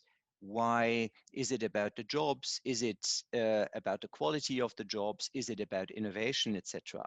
So what we are doing in the Energy Efficiency Watch is we are collecting examples for stories that have worked, and stories, I need to be a bit more precise. So a story is just in this sense defined as a single story to tell about a good practice example, and a narrative. It becomes a narrative if stories are bundled, if sort of there's evidence through many convincing stories that give evidence why this is a good thing, not only on a very abstract, overarching level, but in very concrete terms for the people in the countries, in the regions, etc., that they really see, I now understand why this is good, why this is not only a project of some distant elites or whatever the perception may be. So that is the exercise. And in this sense, I'm happy to moderate this session, and we have 4 speakers in the session who have prepared their input accordingly. So if you have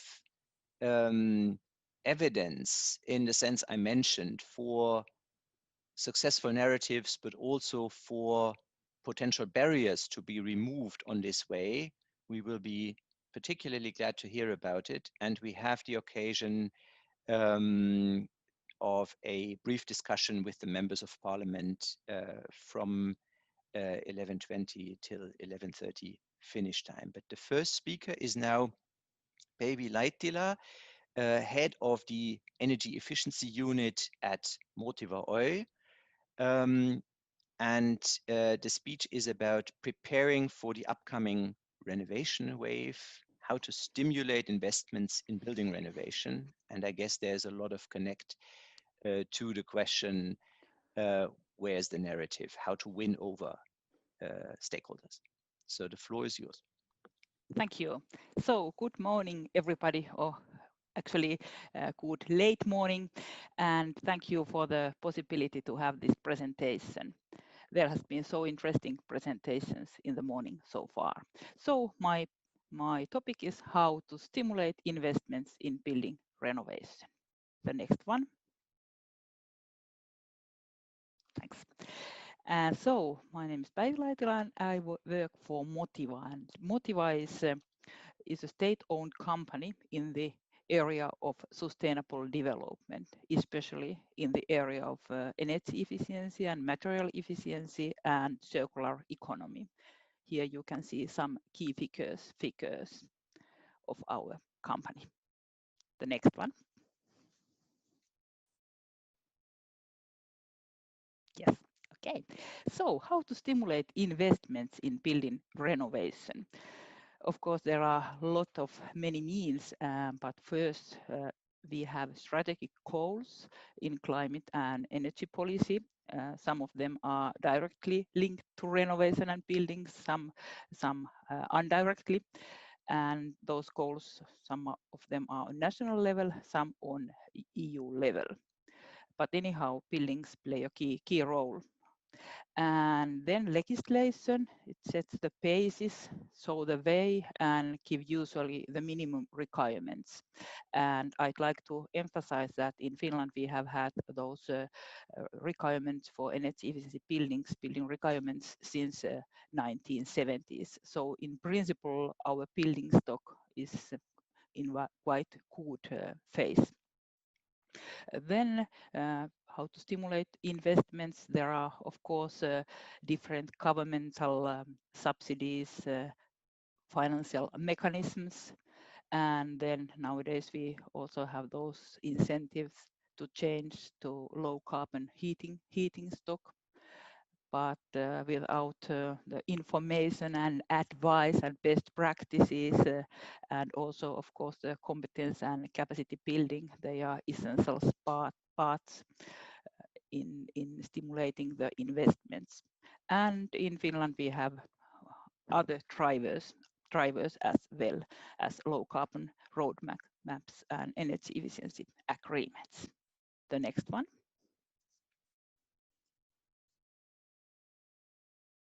Yeah. Yes. So the long-term renovation strategy. Finland submitted our long-term renovation strategy in the beginning of this March, so before the deadline. And in that strategy, the strategy meets the Finnish needs while complying to the directive's requirements. So it is that the EPBD, Energy Performance of Building Directive. And in our long-term renovation strategy, it aims for very energy efficient and low carbon building stock by 2050. And it was a pleasure at Motiva that we had the opportunity to help Ministry to prepare that strategy in close collaboration with the VTT and Tampere University of Applied Science and also Finnish Environmental Institute. And I'd like to emphasize that many stakeholders were involved and committed in this work. So there were over 500 participants working for that, and they represented nearly 150 Finnish organizations. It was only one year time to make that, but I think that we have a good basic to work towards renovation and towards the energy efficiency and low carbon building stock. And in that renovation strategy, it gives many views and ways and means and needs how to reach those targets. And of course, there are sub targets as well. The next one. Yeah. So the goals by 2050 so that we have to reduce our CO2 emissions from buildings by 90%, and to increase the share of near zero energy buildings from 10% to more than 90%. It is a huge task. And the strategy, it applies to residential and service buildings as asked in EPBD, and it completed, it covers total 1.4 million buildings. Heating of buildings in residential and service buildings causes about 70% of all CO2 emissions. Totally, the building sector corresponds of about 30% of CO2 emissions. And on the slide, you can see the web page address where you can find our strategy. We have submitted it in Finnish, but now it seems that it has been translated also in English. It is about 85 pages, so please look it if you are interested. The next one.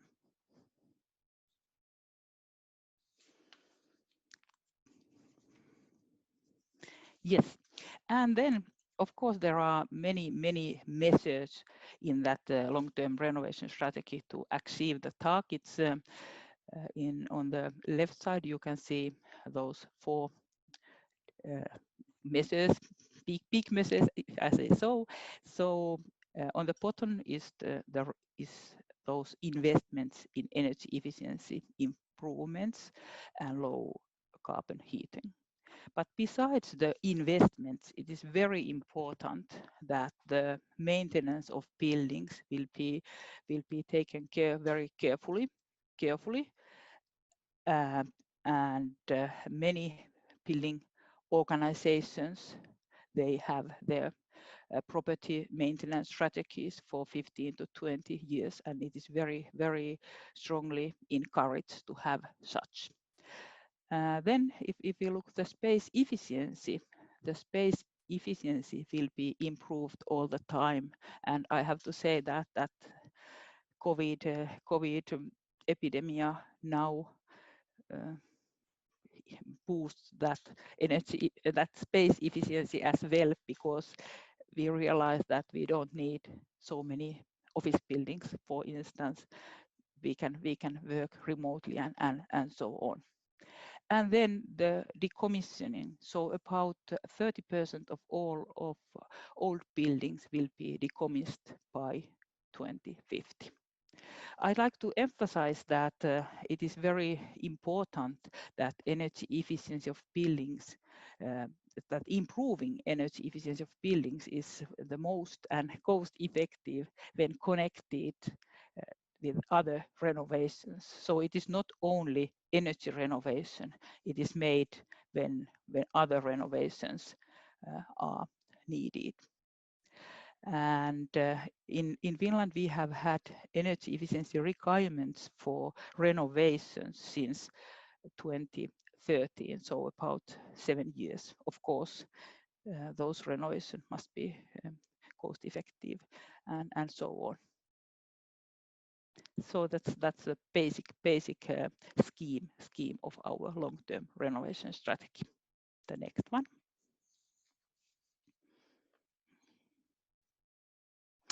Yeah. So there are different financial mechanisms to boost renovation. And on the left side, there are some mechanisms which are especially targeted to renovation and from governmental side. And we have new instruments, as already mentioned before in the morning. So energy aids and also aid to replace oil heating. They have just launched this year. And there are also new instruments in planning phase. For instance, to municipal buildings to replace oil heating. There have been some subsidies before for special interest groups and so on. And on the right side, you can see other financial instruments and mechanisms, mostly on the private market. And of course, the public monies is only a catalyst to get private money to play a key role. On the right side, there could be mentioned public sector as well, because the role of public procurements, it's very important, as already mentioned, for instance, Tapio Tuomi in his presentation before. And those examples which I have put on the slide, they are mostly for buildings. In Finland, we have also different aids for energy investments for companies and for energy production, but these are mostly for renovation of buildings. Päivi, you have 1 minute left. Could you? Okay, yes, and the next one. As I already mentioned, there are other measures to stimulate investments in renovation. So the communication, information, best practices, it is very important building owners to get neutral, reliable advice. And then of course the competence and capacity building. So we have had enough professionals to plan and renovate the buildings. The next one. And then other drivers of renovation already mentioned in the morning, those low carbon roadmaps. State Secretary Terhi Lehtonen mentioned them. So they are launched this summer. So in industries, in energy and property sector, and we have more than 10 low carbon roadmaps so far. So they saw the way how the transition into low carbon society will be achieved in different industries. And in Finland, we have energy efficiency agreements. It's very, very good and powerful scheme. And energy efficiency agreements, it is the principal method to promote efficient use of energy. There you can see some 16 terawatt hours annual cumulative energy savings. And if you, for instance, look, this means 5 million tons per year CO2 reductions, and it also means more than 560 million euros in energy costs. The next one. So finally, I will use the opportunity to inform you that on next Tuesday, we will have the opportunity to have a Sustainable Energy Investment Forum in Finland. Thank you for the European Commission. If you are interested, please contact me or my colleague immediately, I would say. And the next one, I could thank you for the possibility and say that building sector is ready for renovation, and of course looking forward to the possibilities of green recovery financing possibilities. Thank you very much for your attention. Thank you. Yeah, thank you very much, Päivi. For the sake of time, we are straight moving on to the next presentation to be held by Åsa Wallström, Sector Manager of Energy Management AB, on optimizing the building renovation wave and the renewable energy systems in buildings. So the floor is yours. Okay, thank you very much. Thank you for the opportunity to be here. I will talk a little about the building renovation wave in a Swedish perspective and what we have worked with during the last 10 years and are looking forward to continue to work with. But first, I want to show you the energy efficiency potential that we have in Sweden. And this is just an example of multifamily houses, but the examples look totally similar for one-family houses or non-residential buildings. At the left figure, you can see the business as usual. If we do as we do now, we just make small energy efficiency during each renovation from up to 2050. And here you can see the green and yellow, but the reduction of energy for each year with normal renovation rate. While you can see on the right hand of the figure, the potential if all building owners should actually implement all profitable measures that is possible during each renovation. And you can see that we can actually halve the use of the energy for heating if everybody do what is possible to do. If we should increase the renovation rate as well, we could reach this target before 2015. So what do we work with in order to make this happen? And we are promoting a concept that we call total concept, where we want the building owners to work with a systematic approach.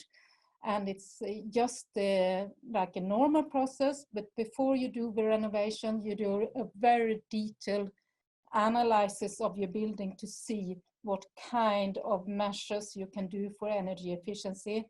And after the renovation, you follow up these measures to see what you performed. But the main core with this approach that we are trying to get building owners to use is that we want to form a package of measures. So you just don't look at one measure at a time. You look at a package of measures, and then you can get the measures that are not profitable in itself to be profitable in the package of measures.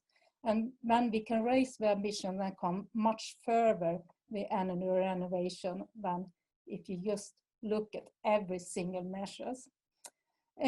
So we usually work with an internal rate of return diagram, and here on y-axis you have the annual savings, and on the x-axis you have the investments, and then we plot in each measures that you can do in the renovation. And in this case, this is a very good case. You can see that the estimated profitability for the building owner is 8%. If you do all the measures in a package, even when the last measures are not so profitable. And we think that the building owner should compare it with the requirements he has on investments. And in this case, the owner requires 4% in return of investments, the red bar here. So it's very profitable. And in this way, we have worked now for over 10 years. It has been very successful in non-residential buildings and in large cities where the property values are very large.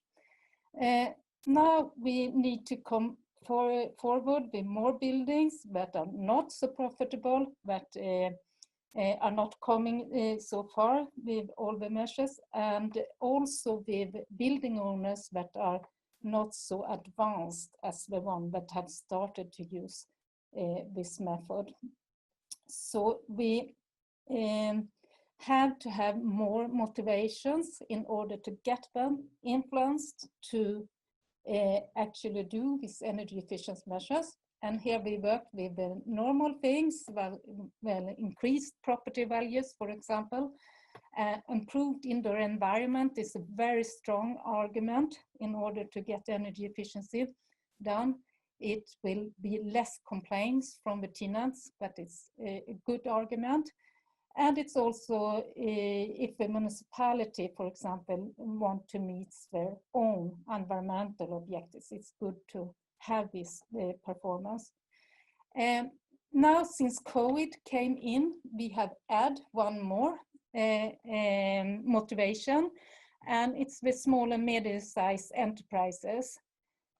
Because we see if we can split out this in whole Sweden, we can see that locally small enterprises actually will get more work if we also add the energy efficiency part during the renovation. So now, the last half a year, we have started a lot of different projects in Sweden in order to raise the knowledge and raise the ambitions locally around all Sweden to do more.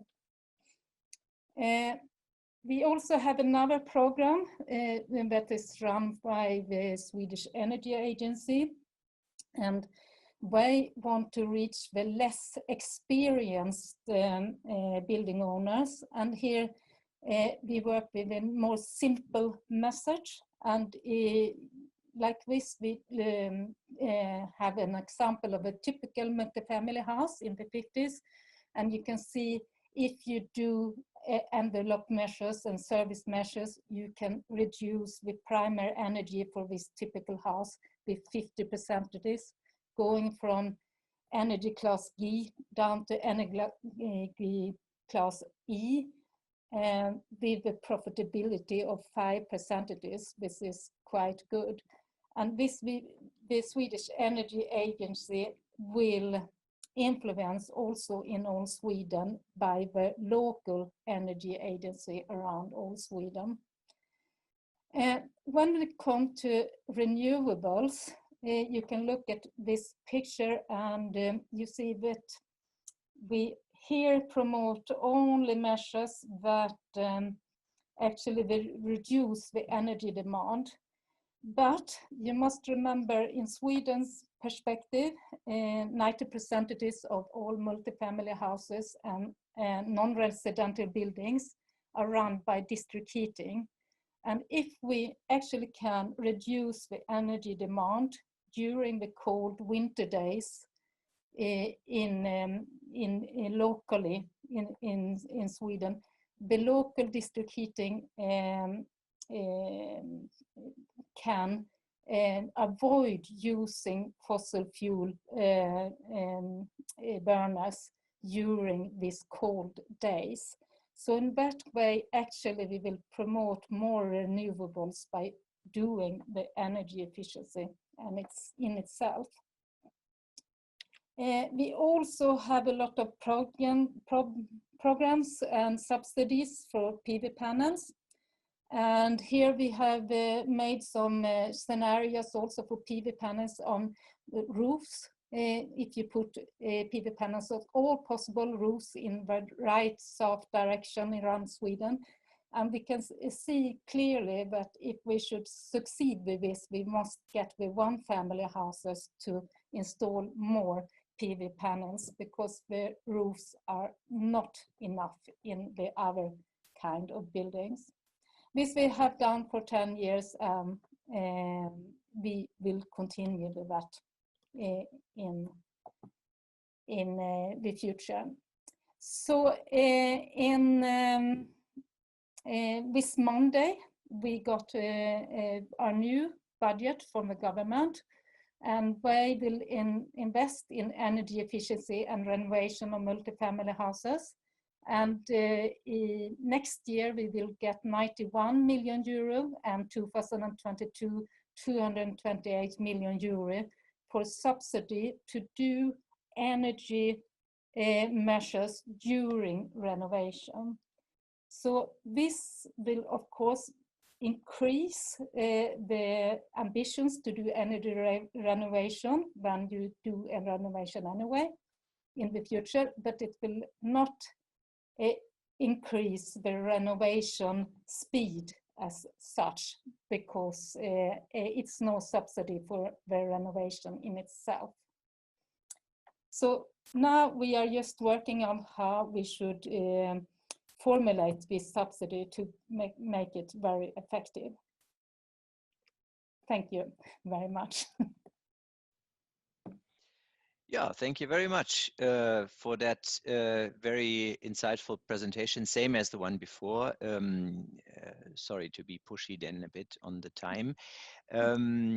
With your permission that we can keep our schedule, I would move the discussion to the end of the session and just continue with the next speaker, which is Jussi Laitinen, Chairman of Finnish Energy and CEO of Sekulatos, sorry, I'm not pronouncing this right, from Tampere. And the topic will be engaging with customers to develop fair district heating systems. Here we will hear about the particular Finnish example. So another example also on interaction with clients. Yes, that is correct. So can you see my presentation? We can see you at the moment, not the presentation. Yeah, sorry, this is first time with this Zoom, so. Don't worry, just. You first have to start your presentation, and then in the Zoom window, you push the share screen button at the bottom, and then you just choose your presentation in the list.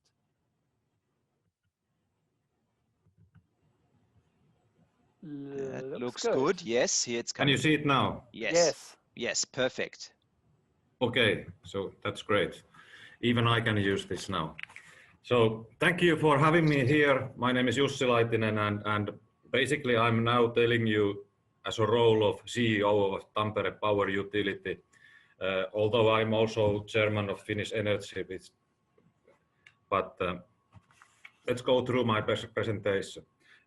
I would like to introduce you a different approach to make a strategy. So you typically look out from your company window to see what's happening outside, what is the operational environment there.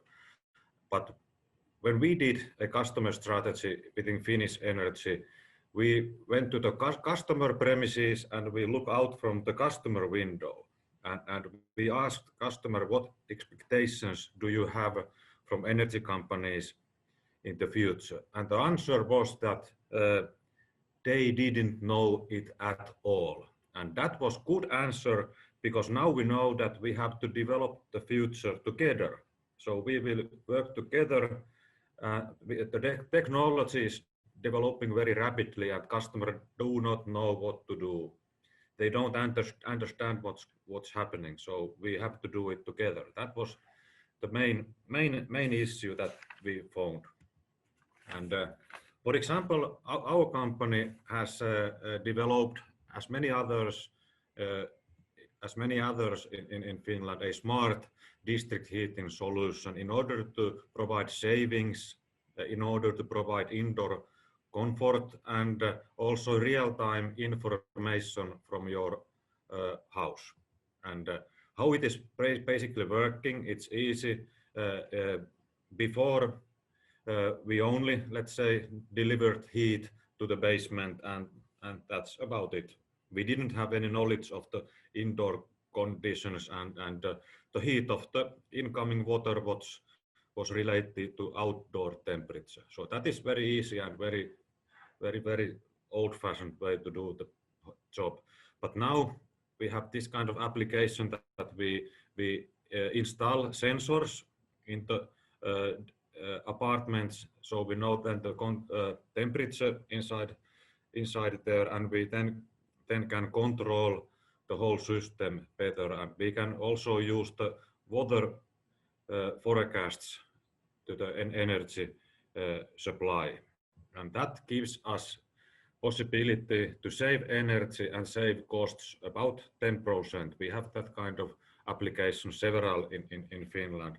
And this is done only by temperature control.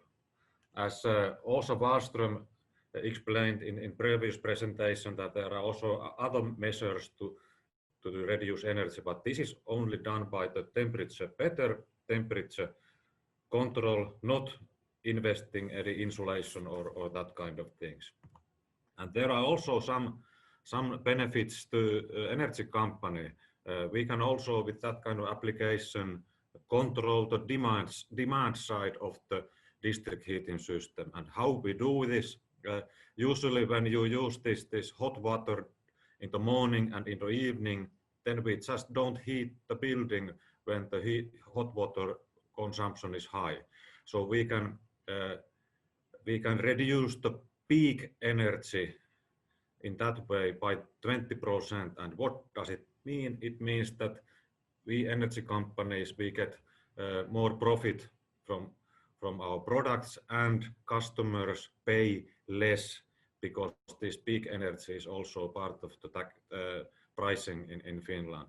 And the heating is based on average indoor temperature and water forecast. So we are clever and we foresee tomorrow, and that is also giving us cost savings up to 10%. So this is only by using better IoT-based technology, and very, let's say, easy and from my opinion, cheap way to achieve energy savings. And I have some more examples. This is one old building which is equipped with modern technology, and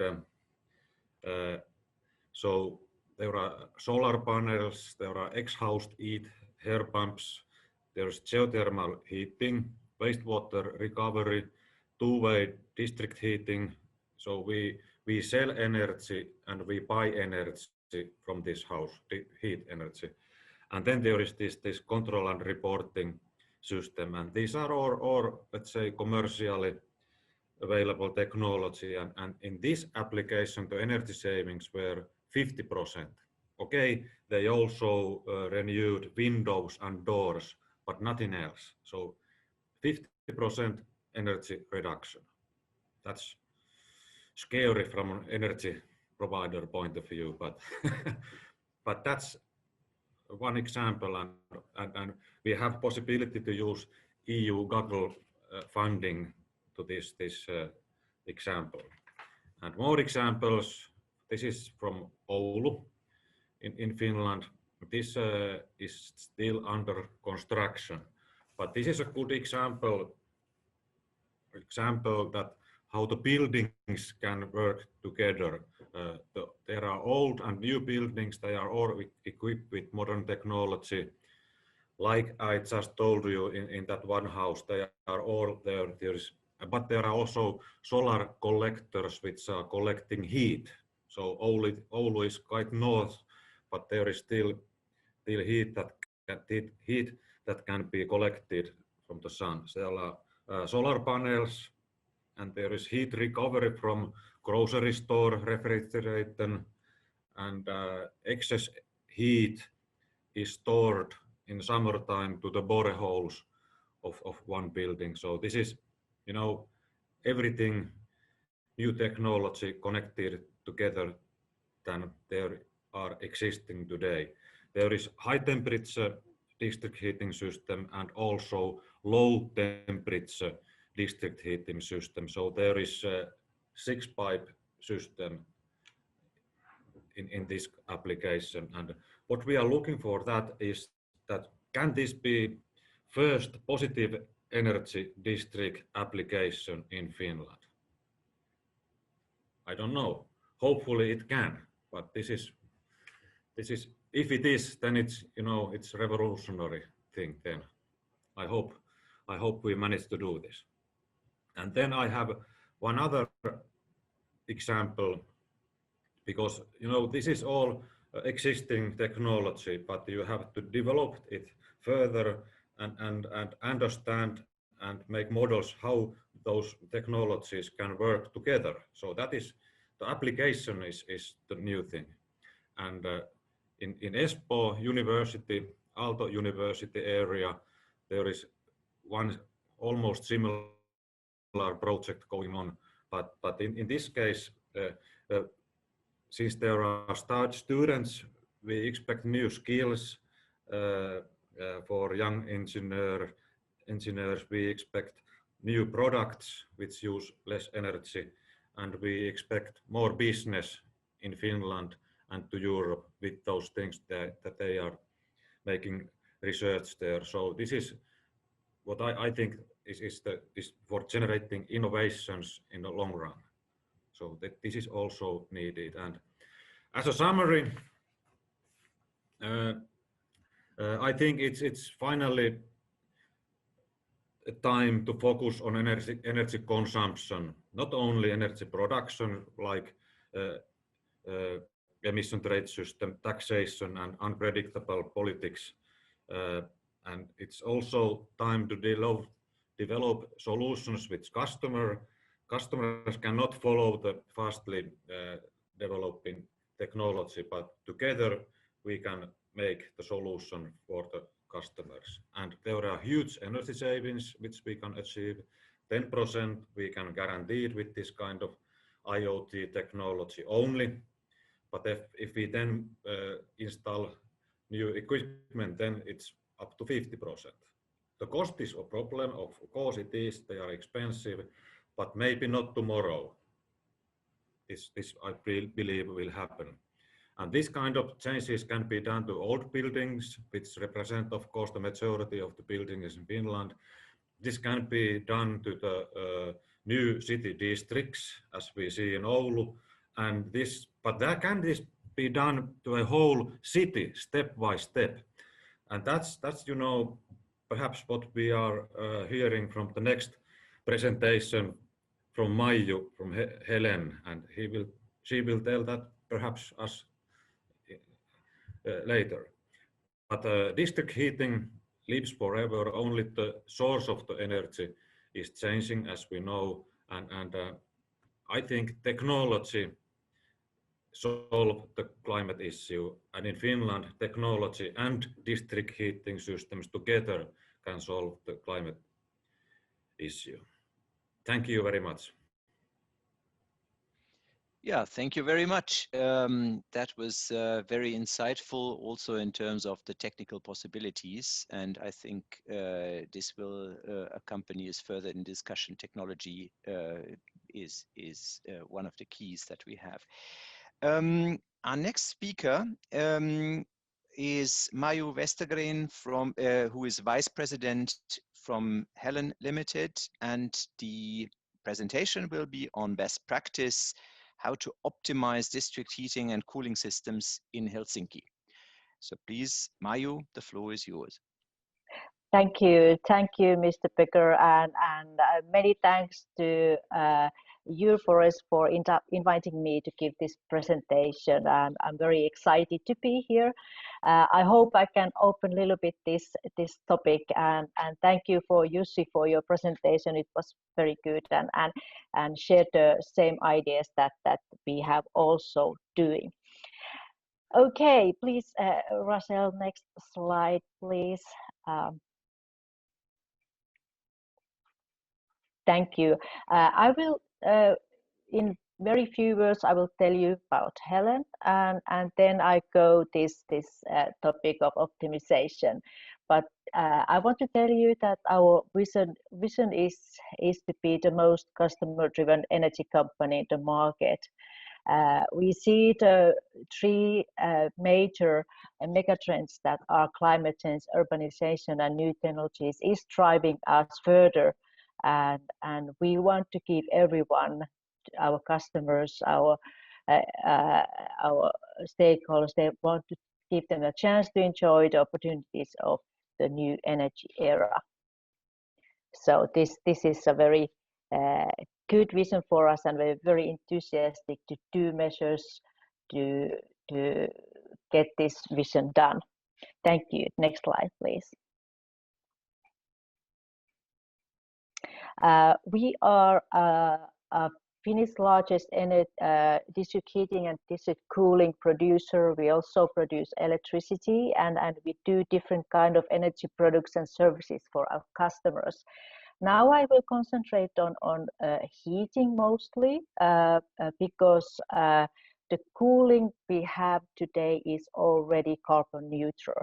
But in heating, we have still quite a path to go. And as you can see here, so our aim is to be carbon neutral by the 2035. What is carbon neutral meaning to us? So it means that at least we will cut off our CO2 emissions minus 80% by 2035, and if there is any emissions, we are going to compensate them. Of course, the main target is the emission reduction. At this day, our main source for district heating is gas and coal. So within less than 10 years, we are going to end the use of coal and decrease radically the use of fossil gas. So how we will going to do that? We will rapidly increase the share of CO2-free heat production. We have already heat storages, and we will increase the amount of heat storages here in the city. The optimization is very crucial, and that topic I will also touch today. Energy efficiency is very important, and the customer side solutions already mentioned by Jussi at the previous presentation. Good. Okay, let's move on to next slide, please.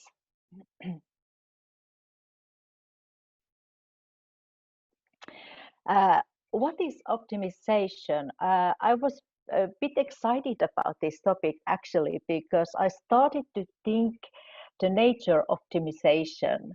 If you talk about energy optimization, it's a method to reduce primary energy consumption, which also leads to optimize the costs. So it's good for climate, and it's also good for your company. So it's something that you really want to do. We can do optimization in energy production and consumption, or the whole system, or optimization in residential buildings. And I think Jussi touched very well about this optimization in residential buildings. I will have that too, but I will go that very briefly because it was very good touch on Jussi's presentation, and I will concentrate more on energy systems and production and consumption. Why is optimization important? One is that we are going to increase the stage of electrification. Now we can move on to the next slide. And thank you. So we are electrifying the society. We are increasing the amount of CO2-free or renewable energy. Especially, we are increasing the share of this kind of adjustable renewable production, that means wind and solar power.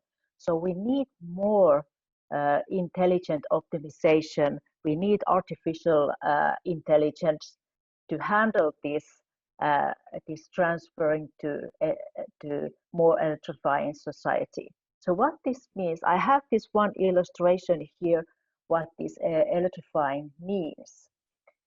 It means that we are electrifying our industrial processes.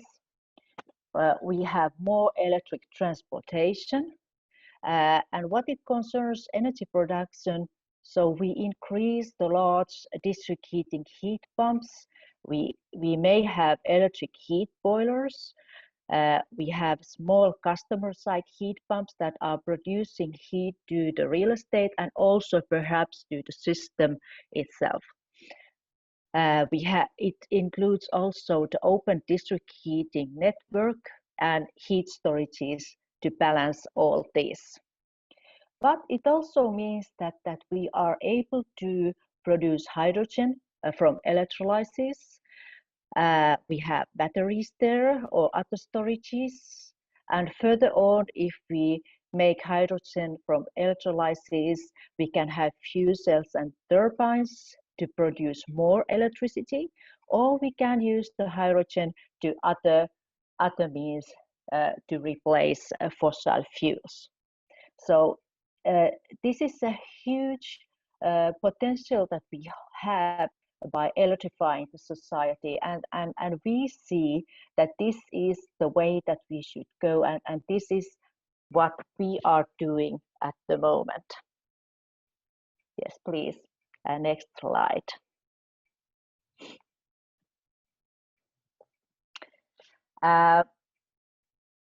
So in Helsinki, we already produce heat from different sources, and digitalization of the heating network is very, very advanced here. Helen Ventures, that is our investment unit, have just recently invested in a Dutch startup, Gradient, which optimizes district heating system with artificial intelligence. Gradient was established in Haag early last year, and Gradient has developed an artificial intelligence platform that helps district heating networks to operate more cost effectively while reducing overall consumption. As we can see here, so about half of the worldwide consumption is coming from heating. And of that heating, so almost third is lost for poor insulation, because poor process, poor controls. And Gradient is doing new ways to doing better process, better controls. Okay, let's move on to the next slide, please. So if we see the district heating networks, like Jussi explained before, we just came into the residential building with the pipe, and that was all it. But we are entering to the third and fourth generation systems, which can only be handled with advanced digital systems. We are adding there the surplus heat from data centers. We have seasonal storages, large-scale solar heaters, geothermal energy. Maybe we have some surplus from wind or PV or wave electricity. We add heat storages. We have industry heat surpluses.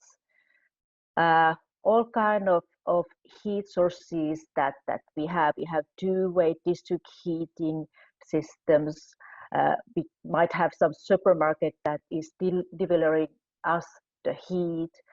And all these we need to manage in all stages. We need to have end-to-end integrated modeling of the interplay between sources, network, and customers. We need multi-level controlling and so on. So this is a very, very complex system that we are now facing, and that's why we were investing in Gradient that have these kind of solutions for using artificial intelligence for helping us modeling and operate the district heating network in this new era. We need Yes. to wrap up. Sorry. Sure.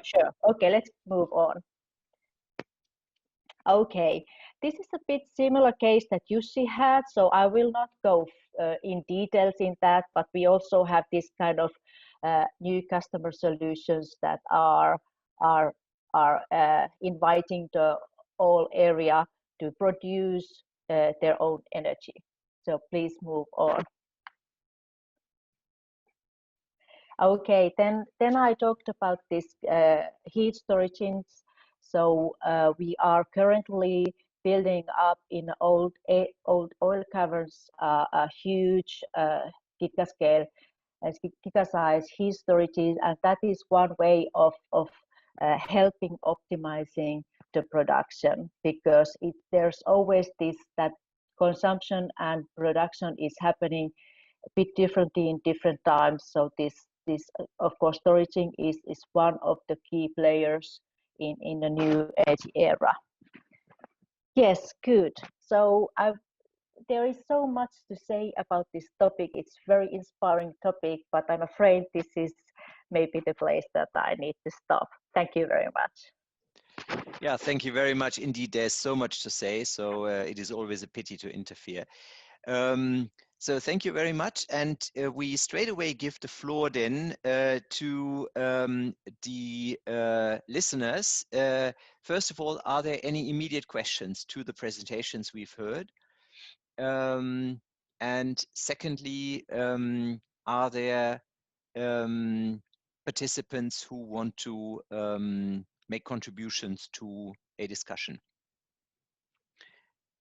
There's a raise hand function, or you can also type in the chat if you are not sure how this works, or just speak up. I mean, just unmute yourself and speak up. First come, first serve.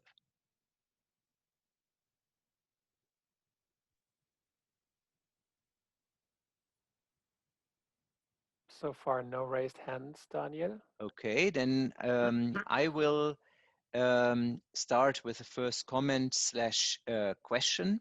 So I've been impressed by the many examples how cases were built up. Like, why is this, in a sense, what I described initially? Why is this good for us? There's a lot of examples in this. The big question is the economic case. Are there any experience you have with your respective, that goes to all participants, whoever has can make a statement on that. How is the responses you get? Is this perceived as something that will soon grow into a solid business case, or is that regarded still as a nice attempt, but major business still runs a separate path, just in a confrontative manner? Is that something you perceive? Or is there conviction, this is what we are moving towards? Maiju Westergren here, if I may answer. So yes, of course, these new business areas will take some time if we compare that to the business models that we have on district heating today. But we definitely see that this is the approach that we need to go, because customers are very interested in new producing their own heating and also electricity, and this is something that we need to facilitate them. And of course, it's also makes our journey towards climate towards our goals easier, because if also customers are willing to pay a bit more about this new business cases. So of course, I think this is a win-win case, definitely. Daniel, there's a question. Thank you. There's a statement from Osa. Yeah. Yeah, please unmute yourself. Yeah, thanks. Yes, I will just give a comment about the second speaker, where that he said that you should put in IoTs and make more better steering control of a system with temperature control in the building. And I totally agree. That's a very effective measure. It's cost effective and it reduces a lot of energy. But what we would like, or what I would like to talk before, is that you should do the energy renovation measures before you do that.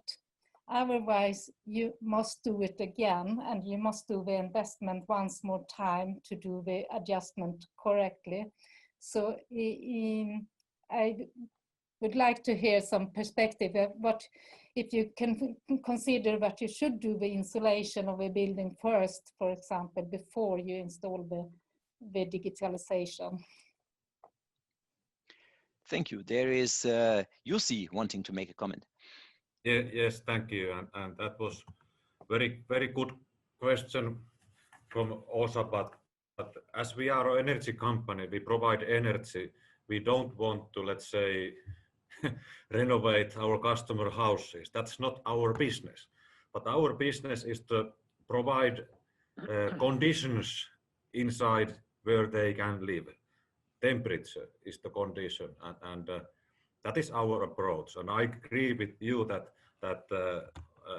these kind of investments, which are also rising the value of the building, must be done. But that is not, our scope was that. And about the pricing, let's say that our typical customer pays 100,000 euros per year from the energy, and we're going to sell this IoT-based application to them with the temperature sensors and everything for 40,000 euros. And we guarantee 10% cost reduction, which means that it pays back in 4 years about. But they don't buy it. I don't know why.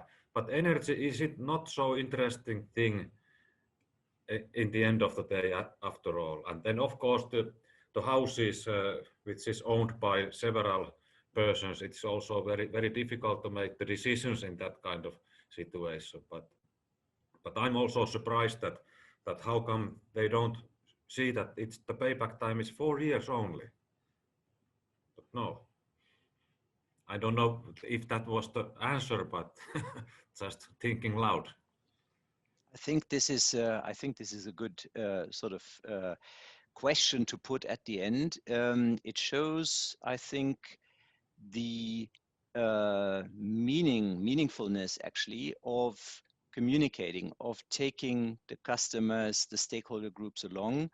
I think we've seen impressive examples how this has been already started and achievements realized in the presentations.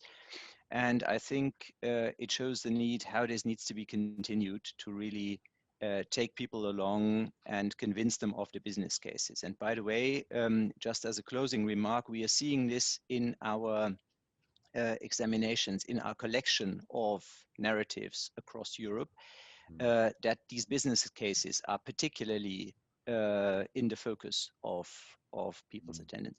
There would be so much more to say, but we are at the end of this part of the discussion. So I would like to thank all the panelists and the audience for these very interesting and valid contributions. And we will straight away move into the next part, the discussion with the members of the Finnish Parliament. Thank you very much. Goodbye. We will have now a discussion with members of the Finnish Parliament and members of the European Parliament on the enabling factors and barriers for Finland's energy transition and for implementing a green recovery plan, also that based on the input we had earlier today. So this is really bringing the pieces together. Jan, is there any introductory remark you want to make at this stage, or shall we just move into the discussion? Oh, it's okay. Just go ahead. I mean, it's clear. Good. Okay. So we have on our expert panel, Mia Petra Kumpula-Natri, member of the European Parliament. She's not connected yet, so just to let you know. They're trying to get in. Good. Trying to get in. Okay. Let's hope she can manage. Then Saara-Sofia Siren, member of the Finnish Parliament. Then Otso Manninen, senior economist from the Bank of Finland. And Maju Westergren, vice president of Helen Limited. So I see the panelists are arriving / getting online. Let's give them a couple of moments that all is set. So all are there except Mia Petra. Okay, then I'll give it maybe 1-2 more minutes before I start introducing, setting the stage.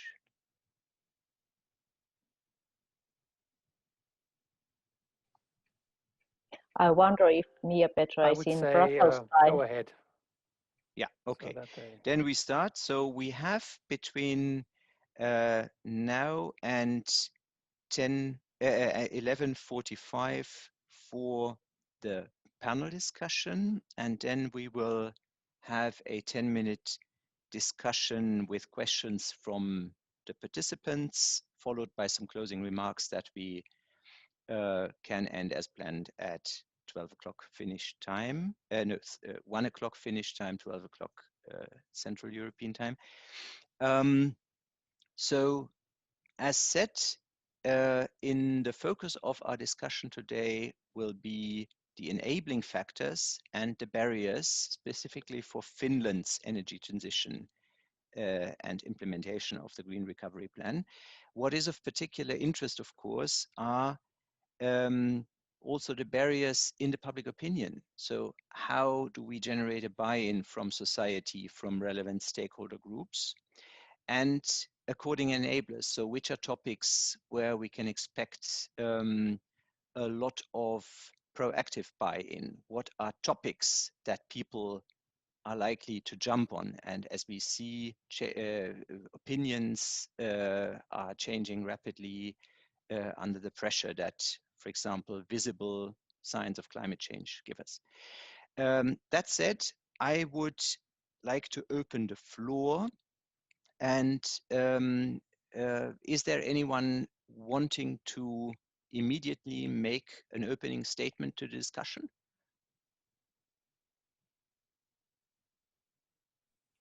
Mia-Petra just arriving. There she is. Good. Welcome, Mia-Petra. Great to see you. Please, Here I am. Yeah, great. Hello. I hope you could hear my introduction. Otherwise, I can give a brief repetition. I didn't hear, unfortunately, it took time. I couldn't log with the other computer, so I took my iPad. Okay. And I missed the minutes. Happy that you could make it and that it all is working now. So we've had interesting contributions already on the Green Recovery Plan, and the topic of our discussion is enabling factors and barriers for Finland's energy transition and the implementation of the Green Recovery Plan. And what is of particular interest in the context of the debate we had so far is which barriers are expected in the public opinion, in amongst important stakeholder groups to take along, and what are enablers that we expect, that you all expect to work better or less good in this process. With that, I would like to open the floor. And maybe as Mia-Petra, you, as I have to leave first, maybe you want to give that an opening statement? Thank you, and it's very funny that I am in Brussels for the first time and not in the Helsinki or the Parliament House even physically. So greetings from my first visit after summer in Brussels. So it's very good to be back here on track. And greetings from the busy Parliament. We are very busy with the issues, and I have a meeting starting there. I have to speak and report back for the International Trade Committee. Actually on the international circular economy, which is also a very interesting topic. But then the country and Brussels is very calm, so it's no people, no traffic. So enjoyable in a sense, but we know the bad reason. So you have had a very great program. I'm so proud. I also wish that I can have something later on a recorded, as I heard, and have then more knowledge. And then for your question, what could be then the good sides and challenges and pros in Finland? We have a national specialty, which is a peat. We know that. And then now I think the motivation is that we do have EU understanding it, as it understands the coal intensive regions and we have the Just Transition Mechanism, a tool for that. So that is very concrete way how EU can together help and be in solidarity with the special needs of the special countries. So the peat is still not that easy as it seems for the one perspective. If you look the emissions only, as we also tend to have the renewables targets, and then some materials, even if they are sustainable, they are not the trees but the side streams. They sometimes enjoy the mixture of the peat, and it has to be planned and very well taken on board, the stepping out, and that doesn't happen overnight. But still now we have for the whole ecosystem around the peat possibilities to use, and the numbers counted are several hundred several hundred millions for Finland. But even this Just Transition Fund is not only for the peat, because I think it is more for Finland. It is also greening the industry, as the principle for the Just Transition Fund in the Europe is. And I want to raise up in my introduction the point of the greening of industry, because I think we have to go sector by sector, and then industry is one of the very important one. And then we know this global recession of investments, as there are no certainty how the economy will recover.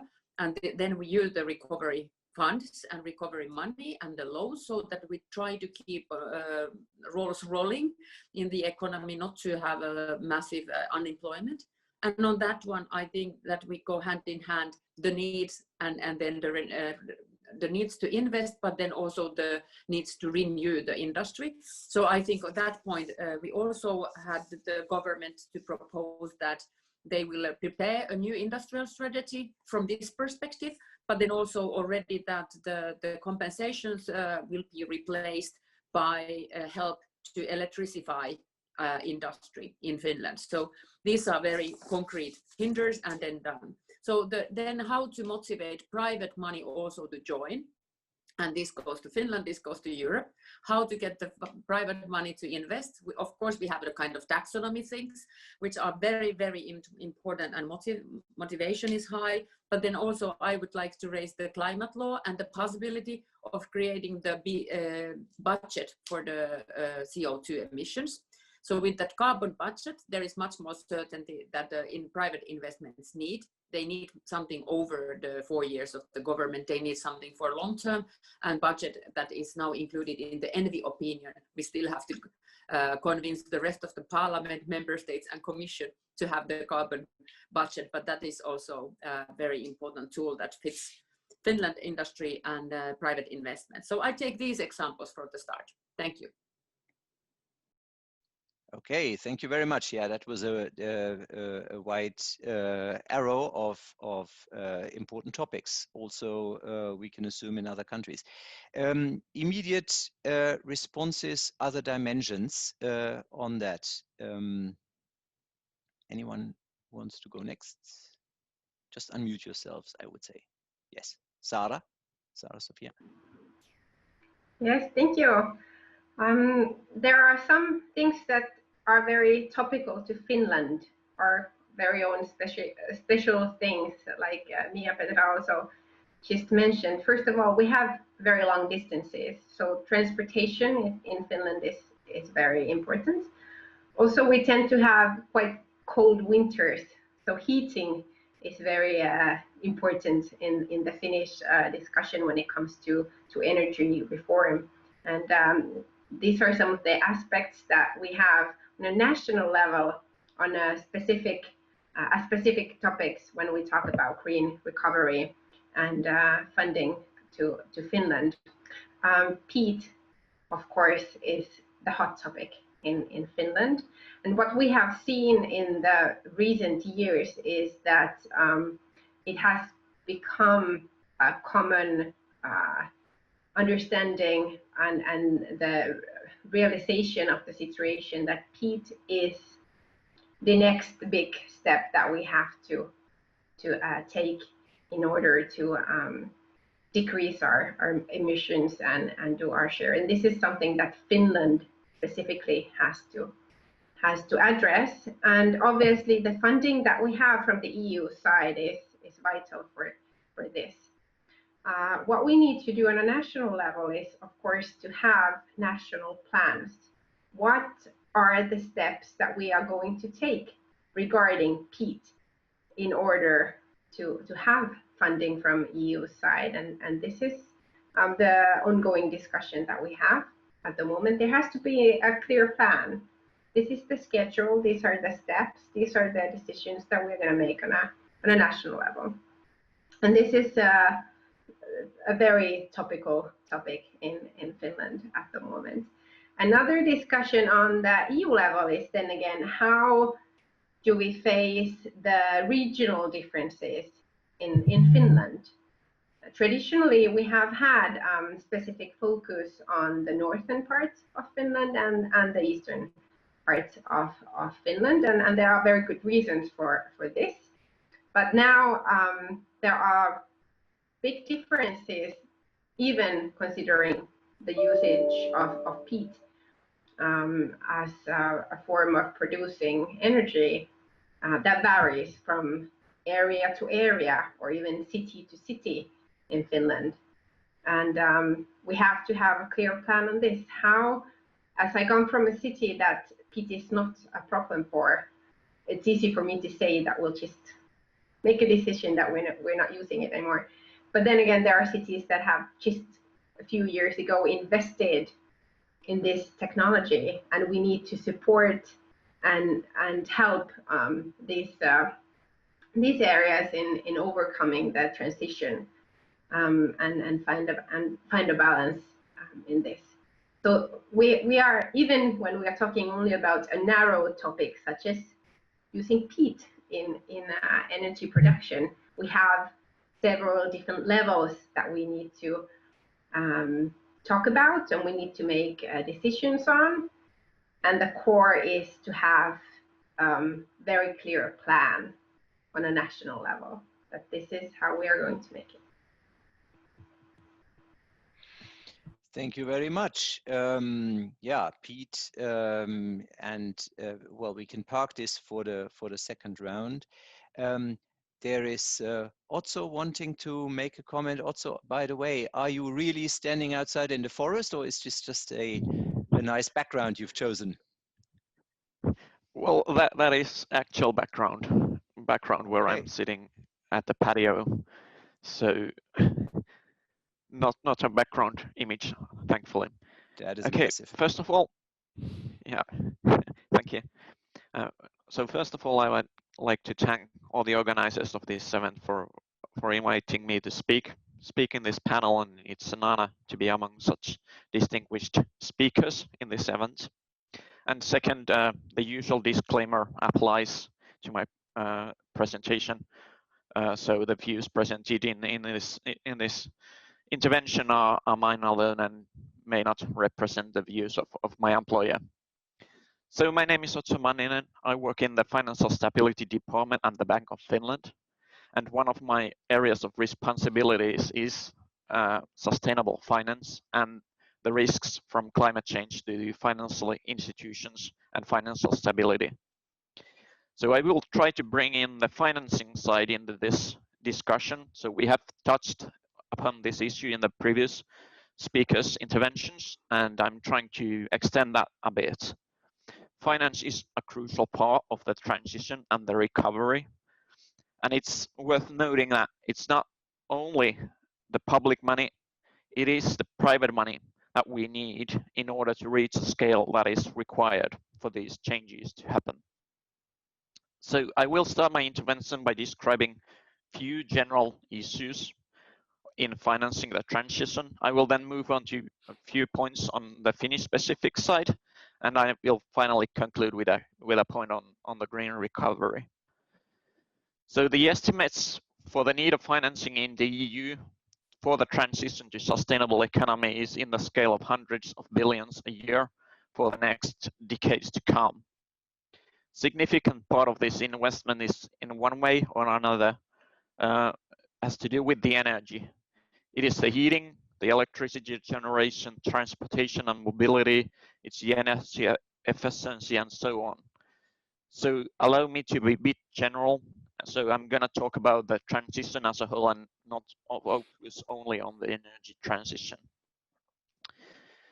So while there is plenty of capital available at the moment to finance this transition, I see three major problems. And all these three issues has to do with some kind of a mismatch. So in a sense, these are the enabling factors and barriers combined together. And solving these mismatches requires our, do you still hear me? Yes, all good. Yeah, okay, I was just lost the image for a second, so I was thinking whether I was disconnected. Okay, so first mismatch is in the timing of funding, supply and demand. So at the moment, there is ever increasing amount of capital searching for green investments, but it wants to be deployed now. The money does not want to wait years for planning, zoning, and then the appeals in court, as often happens with greenfield investments. And in many cases, it is specifically these new investments that are needed for the transition to happen. Then there is a lack of suitable projects. The number of transition projects might be too low altogether, but even when there's projects, they are usually relatively small. However, if we look at the capital, it is large capital that is available in large ticket sizes. So the second mismatch between the size of funding needed and the size of projects that are available. The third mismatch is between the information available to investors and the reality. It is difficult at the moment to accurately assess the environmental impact of investments, especially when taking into account the whole value chain and the full life cycle of the investments. So it's not easy to say whether a seemingly green investment is actually green, and let alone whether it is still considered green 5 years or 10 years from now. And I am confident that we will see more and more solutions starting to emerge to fix these three mismatches. Many companies, investors, and other actors are working on these issues. The EU Sustainable Finance Framework is one part of the solution, along with many other initiatives on the EU and member state levels. So where does Finland stand on these issues of financing? Finland wants to be a trailblazer in the climate. We aim to become climate neutral in 15 years, as opposed to 30 years from the EU. Now, don't get me wrong, this is still possible. It just requires a lot of innovation, collaboration between all actors, trying and even failing. It is the role of the government and the parliament to show the way, build an enabling framework, and let everybody do their own part. Finally, I would like to say a few words about the green recovery. So first and foremost, the COVID crisis is a social crisis hitting the well-being and livelihoods of countless people in the EU. So the recovery should be aimed at helping those people who suffer. However, that being said, it is not unimportant where the recovery funds are being channeled. Given the strain that this COVID crisis will put on public finances in the years to come, it is important that we do not fund businesses that are not sustainable over long term.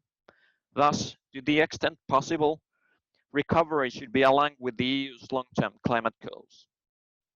If, as is estimated, the COVID-19 reduces global emissions this year by 8%, we see the magnitude of the task ahead. This is the scale of decrease that is required every year over the next decade to meet the Paris Agreement targets. However, in order not to create more social problems, we need to achieve these reductions while simultaneously growing our economy. Thus, the transition is a difficult puzzle to solve, but it is not impossible. We just need to start. All the individual pieces are there, and we need to do matching them together. And I believe we can do this in the given time. So this was my brief introduction on the finance topic. I will be happy to discuss this further on later on in this discussion. Thank you. Thank you very much. Mayu, do you want to chime in at that stage? Yes, thank you. We have had very very good points here. Maybe I raise few that has come here along. I do feel same as the previous speaker that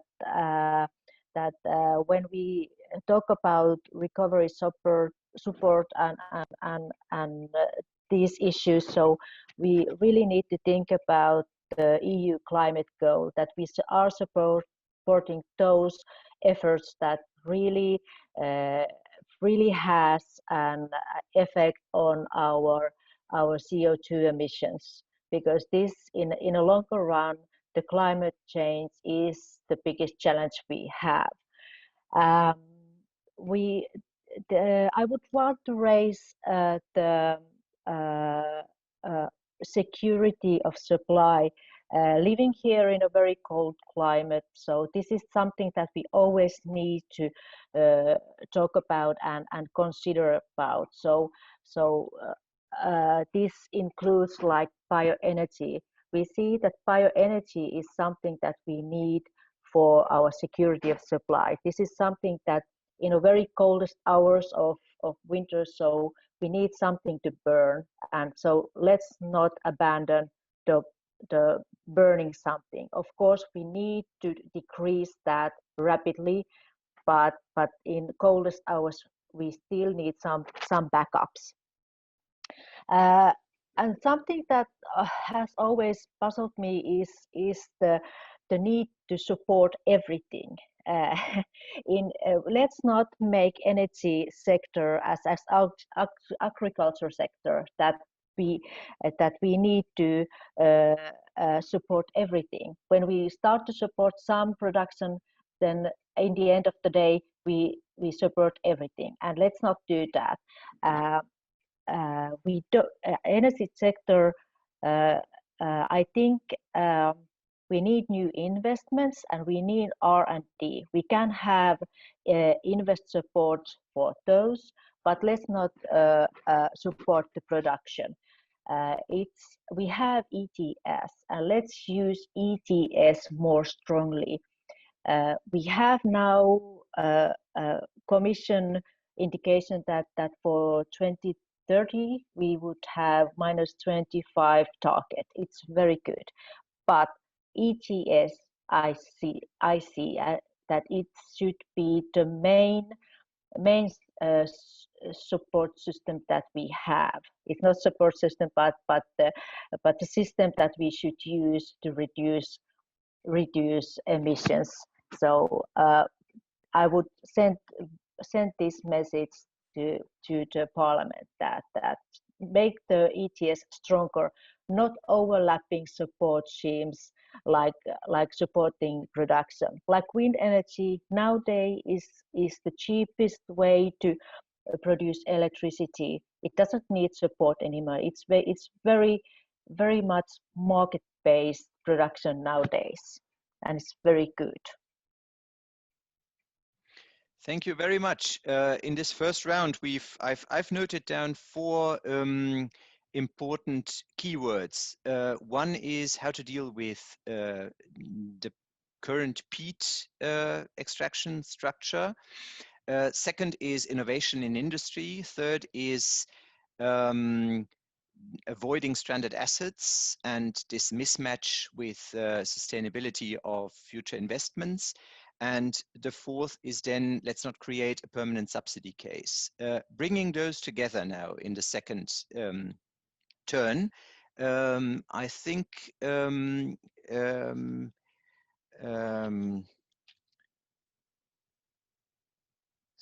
so did we're still here. But let's maybe first, given the time, let's first deal with the question of peat and the public opinion. So I can imagine, as in many other European countries, there is a major skepticism amongst those stakeholder groups, those regions who are affected. Of course, as has been stated, the Just Transition Fund helps here, but is there anything in concrete terms to offer, not only in terms of monetary compensation, but also in terms of putting something strong against it, and bearing in mind that this should ideally then match criteria of financial sustainability and not be a permanent subsidy case. Is that vision already along, or are there any pathways that we can imagine? Maybe Saara-Sofia to start. I think Mia Petra already had to leave, right? I think she ran to a committee meeting or something. Yeah, like it looked like that. Probably yeah, she okay. will come back, but she lost connection in the Yeah, building. okay. So maybe Saara-Sofia to start. Yes, well, sure. Obviously, the challenge with peat is that it's so important regionally. And these are regions that are having a hard time even as it is. So the important thing is to have the clear vision, not to just continue the debate and discussion whether something will happen or not, to have a clear vision and a deadline. This is the dates when we have made the decision, when the big part of energy production from peat will be done in Finland. And this is also the wish from the people and companies who are dependent of peat at the moment, just to know what will happen. Because the difficult part now is that it has been for a very long time a big question mark. Everyone knows it's the big topic, everyone knows that it's a difficult decision, but that's not a reason to just postpone the actual decision. So now, just the previous week have been very important in the way that now we have said that this form of energy production in Finland will come to an end in this period of time. We have proposed that the transition funding would go for this matter, like entirely, because this is the biggest decision that we have to make to cut our emissions. It has a great impact in Finland, and at the same time we acknowledge that it's a great challenge for the people who at the moment are dependent of peat. So this has been kind of the balance. Now that we have the funding, or there's a possibility to have funding for this transition, the main use for it in Finland for the just transition would be for these areas, for these people. And immediate question back, is there a concept how to use the funding in particular? Are there concepts around, or is there a process how to develop such concept, like by which jobs these areas could be compensated? And is that possibly correlated to the green transition, or is that too early to say simply? Well, obviously, there's still a lot of questions, and the first step is to open the discussion in the sense that now we're actually making decisions. And like I said, we cannot count on money from the EU side before we have a national plan, which we have been lacking in Finland. One challenge has been that the regions where peat is important are not the same ones as to where EU funding has been going until this day. So we have to kind of change the balance between regions within Finland, and this is a negotiation that goes between Finland and the Commission, and we would have good reasons for it. Obviously, I'd say that both the green recovery and the just transition funding would be used hand in hand. I mean, if there's one thing that we have to succeed on, there are many that we have to, but if there's one that would have a great impact, this would be the one. And that's why I would be ready to really focus on it on a political level and on the funding side. Thank you. There are raised hands from Mayu and from Hari. So in that order. Yes, thank you.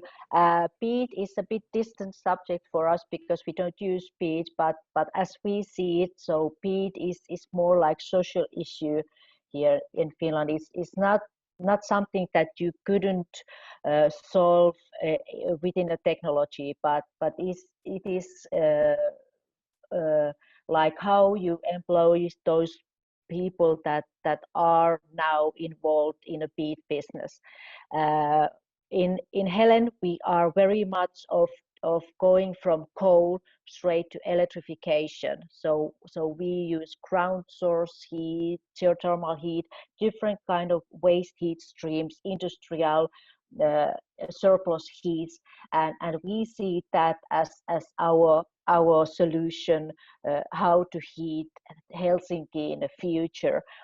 So the situation here is different, but I see that those areas that use peat, so there are no technological barriers for them. It's more social, and I do hope that we don't end up of supporting the production, as I said, but we use the supporting measures for employing these people or kind of we have opportunities also in new energy era. We don't see it as that all is ending after we are burning something. We need skillful employees also when we are very much in electrification. Thank you. Thank you. So Hari, the floor is yours. You raised your hand. Yes, thank you. Can you hear me? Yes. Yeah, I just wanted to come in on peat because our association is also representing the peat sector.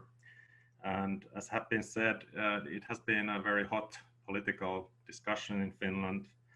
And recently the taxation was increased for peat. But I need to say, from our perspective, there has been a great misunderstanding in this hot discussion. While there is a quite recent study which shows that actually the peat, the energy use of peat will be cut by 3/4, so 75% already by 2025 with this tax increase and the foreseen prices in the European emissions trading. And as you know, last week the Commission proposed the new climate target, and the impact assessment shows that the prices will rise quite significantly. If we use emissions trading, they will rise to a level of 44 to 60 euros per ton of CO2 by 2030. And this will only enhance the development of declining peat use. So that is important to understand. And the real concern in the sector when we talk about this just transition, the real concern is that if any of these funds from the European Union and the government, whether they come in time to help these people and these companies. Because now in a few years, we will lose around 2,000 jobs in this sector. And these people then need to find something else for that. So that is a real concern. Can we make these measures sufficiently in time? Thanks. Thank you. Maybe also from a financial standpoint to respond on that. Thank you. I'm not an expert on the peat use, but I think that it's more a social issue, like has been said, and I think that in terms of technological and financing, it's easy to find the alternatives, but then how to compensate those who are suffering from that transition, it's more difficult and more political. So it's not my field of expertise, so I rather not speculate on that issue any further. Thank you. Good. Okay, understood. Maybe maybe also to dig into another topic, maybe not directly connected to the question of peat, but the question of innovation. So innovative capability of the Finnish economy and chances on that, and also the state of the public debate. Is there anything that we can say straight away on that? Maybe also to start with Saara-Sofia.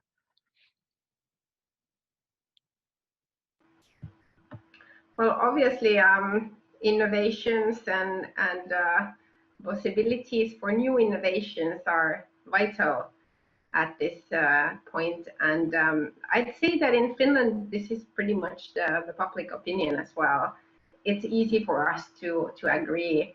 And you often hear this talk that if not Finland, then who? I mean, who has better possibilities than Finland as a country and as a society and as an economy, even though from the economic side we are now struggling quite a lot, as everyone is. But there should be every reason for us to be able to produce new solutions and innovations. But we have to make the environment such that these innovations can be born. I mean, they won't be made here in the Parliament of Finland. We are not the ones making new research or creating innovations. But our job is to make sure that the ones who are better at this side will have the chance. And I don't think there's a big, I mean, I think this is a view that we all share. And pretty much all parties in the parliament have been ready to have new funding for research and product development and innovations in the new budget. Also last year when we have the budget discussions. Yeah, I think this is an important statement also. We heard in the parliamentary workshop with Denmark also the statement, in general, it is good to be a front runner. So that is something I clearly hear you would subscribe to. And if that is public opinion, that is always, that helps tremendously. What Otso mentioned in his statement is it's private money that is going to be raised. So also from that end, the buy-in needs to be there. Is there any expectation or is there any trigger point visible at that stage, how this jump from now this public spending approach that we have with the recovery money towards a massive buy-in and investment of the private capital side can be managed? Is that being considered? Maybe a question to all participants. Is there anything that is visible that will be at the forefront? Yes, Saara-Sofia. Yeah. Well, one thing that came to my mind regarding this question is that because I represent a party who is now in the opposition, and now we are talking about investments and funding that go way beyond this term. And we are talking about challenges and topics that are way bigger than just this term and this government. So what I would hope is that when we make decisions regarding the use of the green recovery funding or the just transition funding, the opposition would be included. That this would be something that we would discuss on a parliamentary level.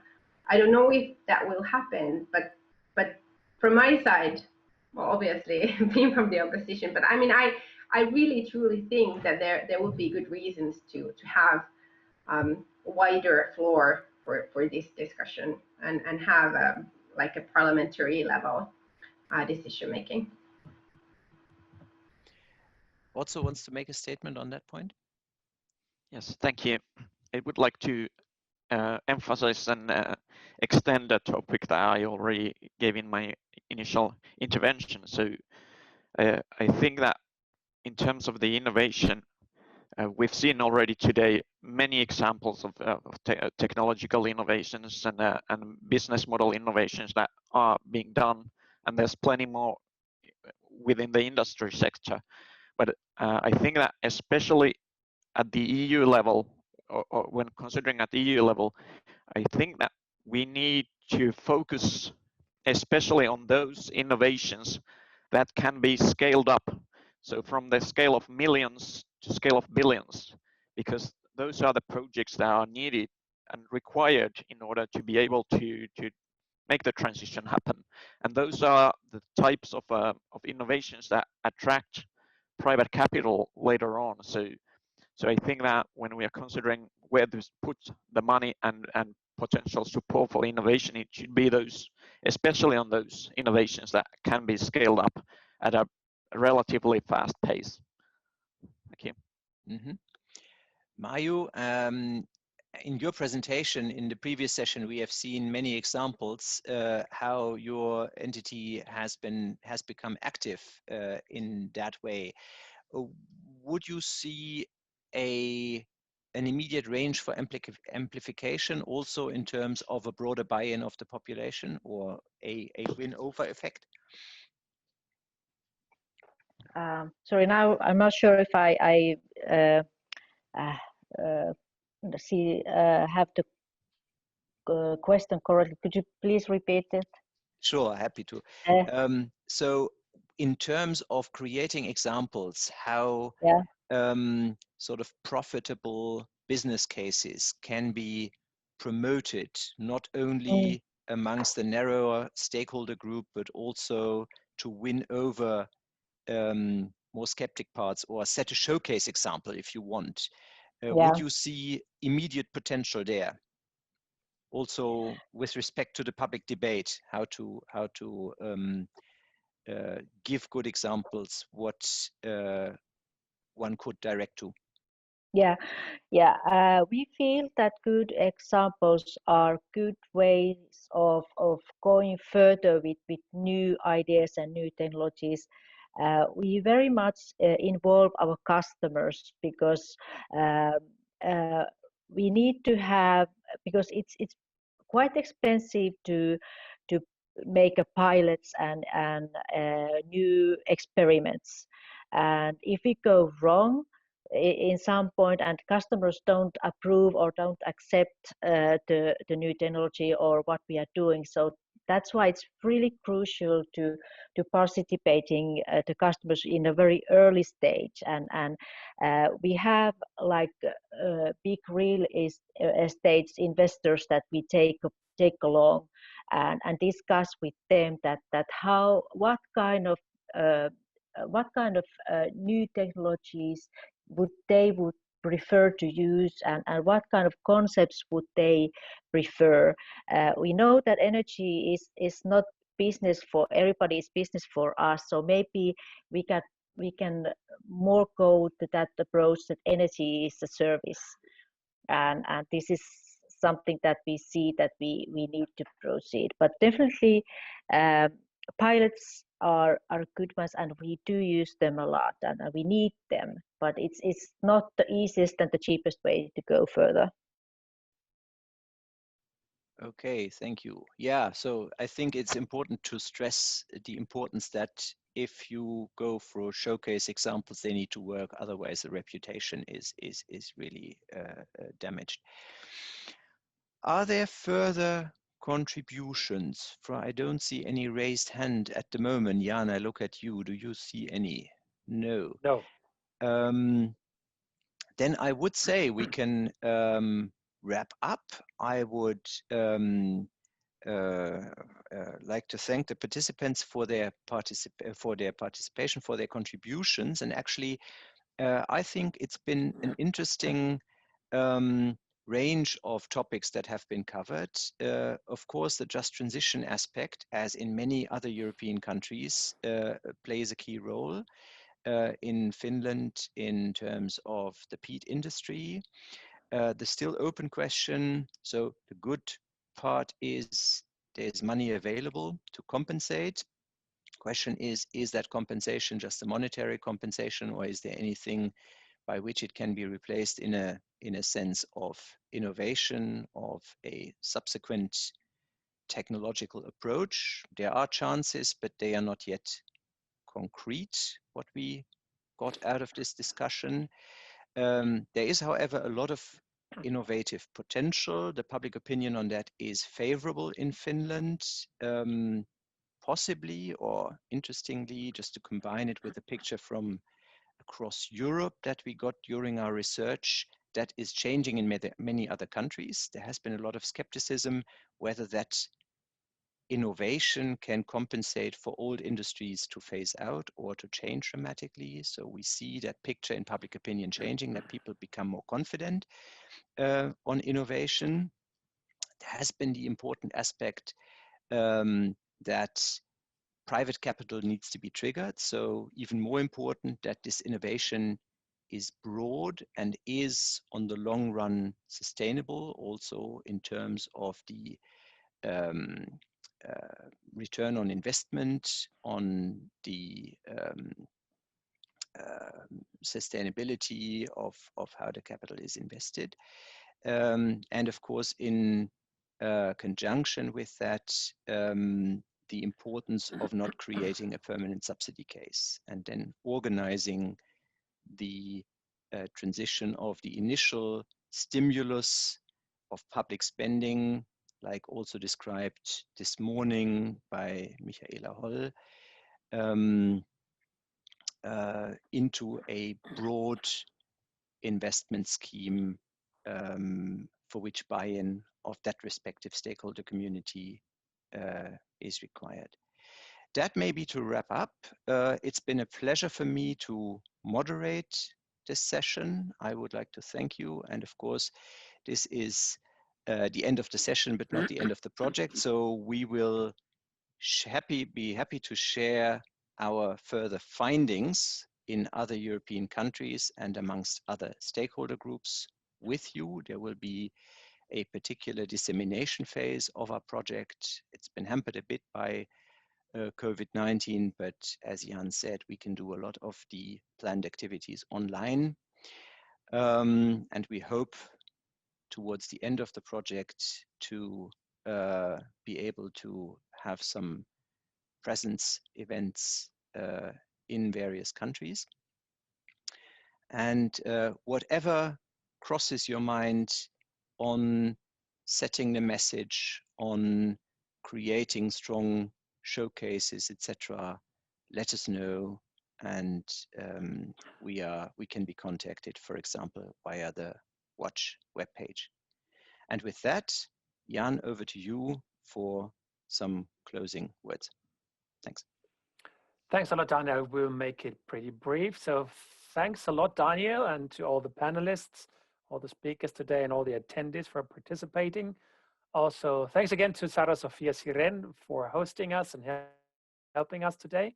I really have to say this is really inspiring. And I mean, you know, it's easy to raise the bars and the targets in an abstract way in Brussels with a speech. Second thing is to bring people, member states, governments, parliaments on board, and even the citizens. So because that stuff has to be done on the ground in the end. It's about money, it's about social questions, as we heard. I mean, peat or coal are big social questions, and Just Transition Fund is one big answer to this. But it's really great to hear all these different good practice examples, how you tackle it in detail, and even in all different sectors. It's not only electricity. It looks sometimes more easy in electricity part, but to go into the heating and cooling sector, to go into decentralized systems with systemic approach in the building sector and so on, it's very promising. So just to let you know, we will report all that back to European Commission, to European Parliament, and the recording will go online on our Parliamentary YouTube channel in a few days, so that also other people who could not join today could still, of course, have a look at it, because there's a lot of valuable information in there. So I would really like to thank everyone. And before we wrap up, Rachel reminded me it's always a nice tradition in the end that all panelists turn on their video if they like, because we want to make kind of a group picture. So Harry, here you're back. Otto is coming back, I think. Tapio is back. I don't know if Heidi is still there. That would be amazing. Otto, are you in the forest, or is it already dark there? Well, that's the background of my house. So yeah, because we don't see you. It's a small. It's black on my screen. Your video. I don't know. So sorry, I see my own. Yeah. Okay. Heidi, are you still there at the moment? Can you turn on your video? If not, it's just fine. I would say when I count to 3, then we all smile and we take, there she is, Heidi. So, please look straight into the camera. 3, 2, 1, yeah. So I hope it worked. You all look great, that's amazing. So I don't have to use Photoshop afterwards to fake it. Okay, dear friends, that was very inspiring, very helpful. And again, I want to thank not only Saara-Sofia and the Energy Reform Group, but also her team, especially Marika, and also in my team, Rachel. She did all the background work. She put all of this together. And so Rachel, great work as usually. And as you see, she's living in the European Parliament directly. So friends, that was amazing, very helpful. And again, in these crazy times, we have to ramp up, we have to be fast. And the best thing is to have some very good working, economically working business models and projects that are really running and go large scale. And I'm really happy to have learned from you a lot today. Okay, thanks again. Hope to see you soon again, physically. Thank like you. Mario did say hello. Next Bye time bye. we all go for big beers in Helsinki, okay? Promised? Yes, let's do that. Okay, friends. Have a great day. Enjoy the autumn and see you all. And stay healthy, Bye-bye. the most important. Stay healthy. Thank you. Bye-bye. Thanks. Goodbye.